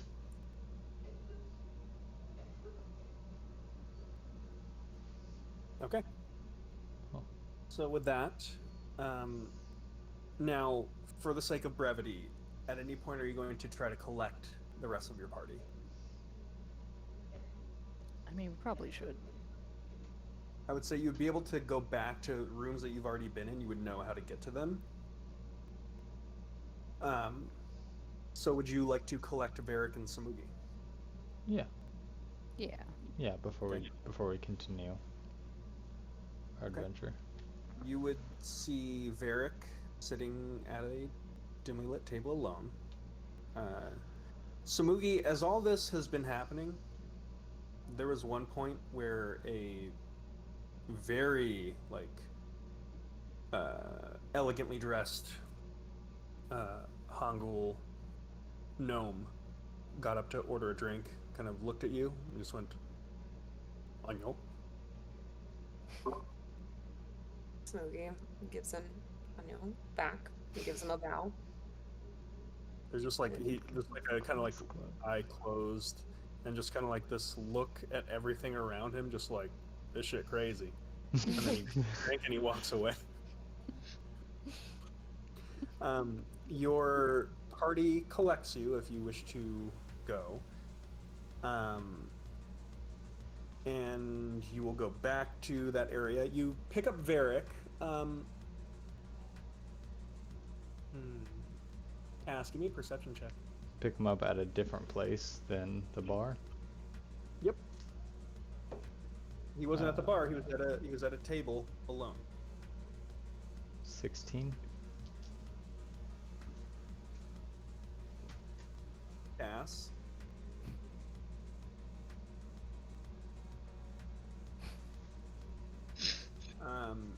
You remind me. You have an ability that allows you to read all writing. Is that right? Yes.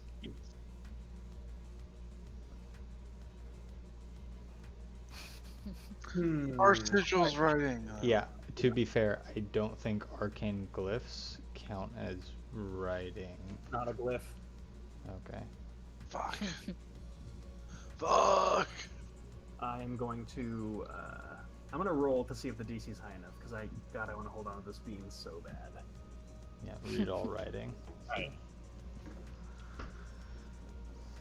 Fuck. Okay. Yeah, you see it.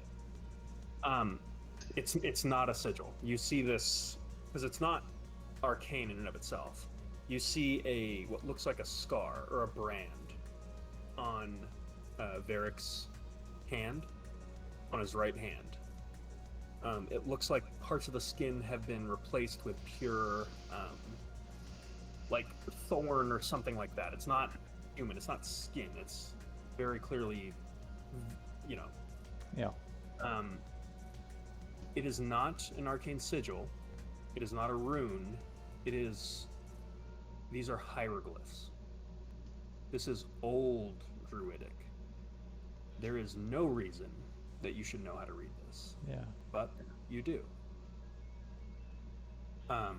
2 words. Ruin. Thistle. God damn it. I guess when we're walking up to Varric, I clock that and place a relatively small hand on the back of his neck and lean in close and just say, I hope you don't regret that. And back up. I don't know what he's talking about. I didn't even finish the drink. And I stand up. Yeah, you did good apparently. You're not in a fight. No one's kicked you out yet. Props. Okay. Thanks. With that smash cut montage, teleport to this floating rock high in the sky, with multiple kind of sister spires surrounding it. You see a lot of individuals kind of like rushing to specifically 2 different locations. And sitting there, you see, standing there, kind of like having short conversation with people and kind of directing them, you see a masked Faraday.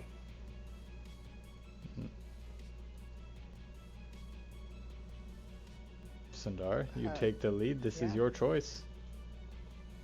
Right? We were just exploring. Well, yeah. I mean, Yeah, I'd roll up. What's this room about? This is the Astral Arena. If you would be so kind as to take a look over the edge, I'll walk you. And he kind of walks over with his hand out like a guide. As you look down, you are not above Karsus Folly. They're just kind of like these vague... You look for a source of light, and there's just like vague particles and dust around, and as you look in the distance, there is this impossible ring of similar rocks. And the single light source is casting shadows through these rocks and through this particulate and dust. You are somewhere in the astral sea. surrounded in rocky debris, where Faraday has placed this outpost. Wow. He says, I had in mind a few events. One was to give my guests a better insight as to the true threat that Valendry is facing. And I'm quite proud of this, but I've worked very hard to simulate a true Farron. And I was offering a prize for anyone who could best it. Alternatively, if you do not wish to observe that portion and you wanted something a little bit more visceral, some of our higher echelon have developed a taste for something a little darker. I've created an area that allows willing participants to battle each other to the death. This is something that has been highly requested by members of the city. It's not for the faint of heart. So, if you wish to observe in either of the games, you're welcome. To the death? Like really dead? We have clerics on the standby, but the fight is to the death. Damn. Wow, that is a thing. Like I said, it's not for the faint of heart. I will admit it's not my favorite of the events that I have today, but again, it was one of the more highly requested. I turn to the rest of the group. What do you guys think about this? Maybe. I mean, we're missing Laura. She just ran off somewhere. Whatever a Ferrum is might be, I suppose, if it's a threat, might be nice to see what it can do. Or if you want to kill each other, I mean. Not really into that right now. Maybe later. Yeah. If I may, there is a portion of the arena that is designed for exactly that, except through astral projection. For experiencing the Ferrum or for killing each other? Both. Oh. Up to you guys. The best thing the Ferrum is a paid event with a very tangible reward, as is the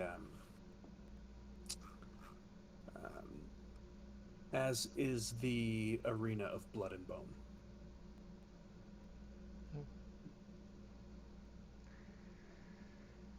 Yeah, I thought we were like more so gonna like find a room to dance in or something. I wasn't, really prepared to fight to the death today. If this is not the room for you, I can refer you to a different one. I look at Katzenberg. Are you? What? I don't want to rule for the whole group. I mean, I don't Maybe think we're really Samuki has a figured out. taste of blood. I don't know. Not tonight. Not particularly, I think. Samugi's still holding this contraption, by the way. Smokey, what is that, by the way? Oh, it's just a little, let's call it a passion project I've been working on. Just something I've been tinkering with. Okay, yeah, sure. Mr. Do we call you Faraday or do we call you Macrolo? I don't know. Yes, what options do you have? Let's see. You mentioned dancing, but let's be honest, you didn't come here to dance. There is the Sanctum of Forbidden Lore. This is a place where you can peruse a selection of tomes that are exclusively forbidden in most of the Oran Empire, the Drakmiri Empire, but perfectly acceptable here. Most of these tomes are cursed, and while they may give you the answers you seek, there may be very real and dire consequences if you don't have the mind to tolerate them. However, it never hurts just to look. You just made it sound like it very much so could hurt to look. But beside the point. Anyway. I'm sure a cursory glance wouldn't hurt anyone. Outside of that, we have the planar bay has been particularly sought after. I think Cass was just there and had a good experience. It was No, interesting. sorry, that you must be talking about the Chamber of Dreamers. A much more appropriate name, yes. No, the planar bay is it's a port where different planes, and specifically particularly powerful beings, are parlayed with. So, if one wished, you could perhaps reach out to a demon prince, a powerful devil, or a powerful celestial, or something a little more unknown.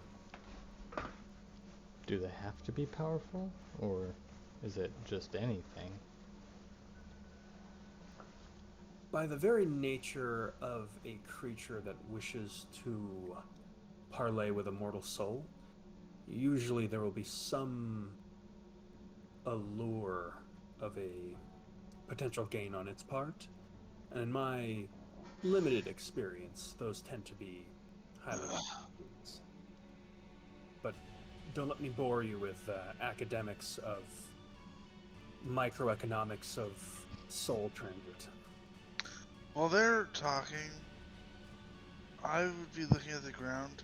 Are there like pebbles? Small rocks? Yeah, there are a few. Just gonna take like 3 of them. Okay. Put them in my pocket. Okay. Why are you doing that, huh? Yeah, what's going on Why are you there? picking up rocks? I know why he is. No reason. Yeah. I'll I just- mean, Did you ask Derek? Or did you ask James? I mean, no, I definitely didn't ask Varric. Okay. I didn't. Just gonna look at him confused. Yeah. Interesting. Okay, so that's the planar bait. That sounds awesome. Anything else that we're missing? Well, I would be remiss if I didn't mention that quite shortly there's going to be a demonstration in the amphitheater. Okay. I would say you've got maybe about an hour, and there will be a spire-wide announcement. It's one that I want to make sure that no one misses. What kind of demonstration? Just breaking beyond the bounds of the traditional understanding of magical constraints. Cool. I would like Wanna to go miss to the it. planar bay. If that's okay with you guys. Yeah. Sounds fun to me. Very well. Right this way. And he will lead you to the teleporter. Um, as you hit it, you find yourself in deep space. You are surrounded by blackness, and you are on a platform that has just been cast out into the abyss. Are there There are a stars? series. What's that? Are there stars? There are stars everywhere. Okay. There is a series of crude uh, stone stairs that lead you to multiple places. There are languages of celestial, infernal, some aberrant tongue that you don't understand, giants, dragons. Um, and you see people kind of just wandering around these halls. Like some of them have this like haunted look, others have this like ambition in their eyes. Um, and I think that is where we'll pick up next time. Remember, everybody, don't make any deals. I Oh. wasn't going to, but it was a good deal. It's a great It's Not. decision. It's a bad deal. Yeah, It's that's a great. very bad deal, but it's great. Too good to pass up. I How? as an audience member of watching you guys play this game, which I love doing, that killed me. Like to my core, that actually kind of broke me. But You gave it to me. You set that up for me. I know because, you know, if you're not going to say no to it, then it's the right answer to take it. That it's like, you know what I mean? Like that's kind of the barometer for where Barrick's at. And at the same time, I'm also like, man, I still got it. I can still make you do dumb shit. It's so easy.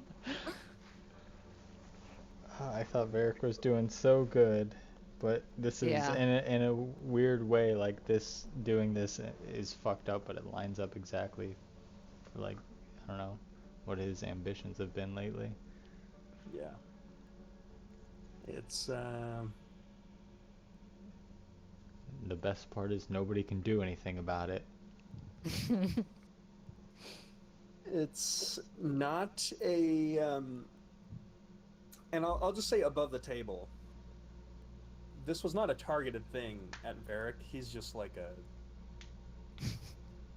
not he James, you are just like a it's just like a fly trap. Like of course this was going to catch you. But there were theoretical deals for everybody. Oh shit. Partake. Um, but with Varric, it's just so easy. I mean, that's a hell of a deal. Changing your class. Yeah. It's a terrifying deal. It's exciting. no. I like how they were like, Exciting. here are these druids with these creepy tattoos that you totally recognize. And Merrick's I like, really wanted who's to that? back out at that point. I was like, this is That not. I don't remember that person. I was like, I don't know, like, fucking shit, dude. Yeah. I mean, to be fair, they didn't really do anything wrong, you know? What do you mean they burnt down half of a town? I feel like, you know, we all have those days. I mean, Varric has had those days. I think they're like kind of forced or coerced or maybe just hired Tricked? to do it. Yeah. I don't know. Yeah. Oh Some man. of yeah. Man. I yeah.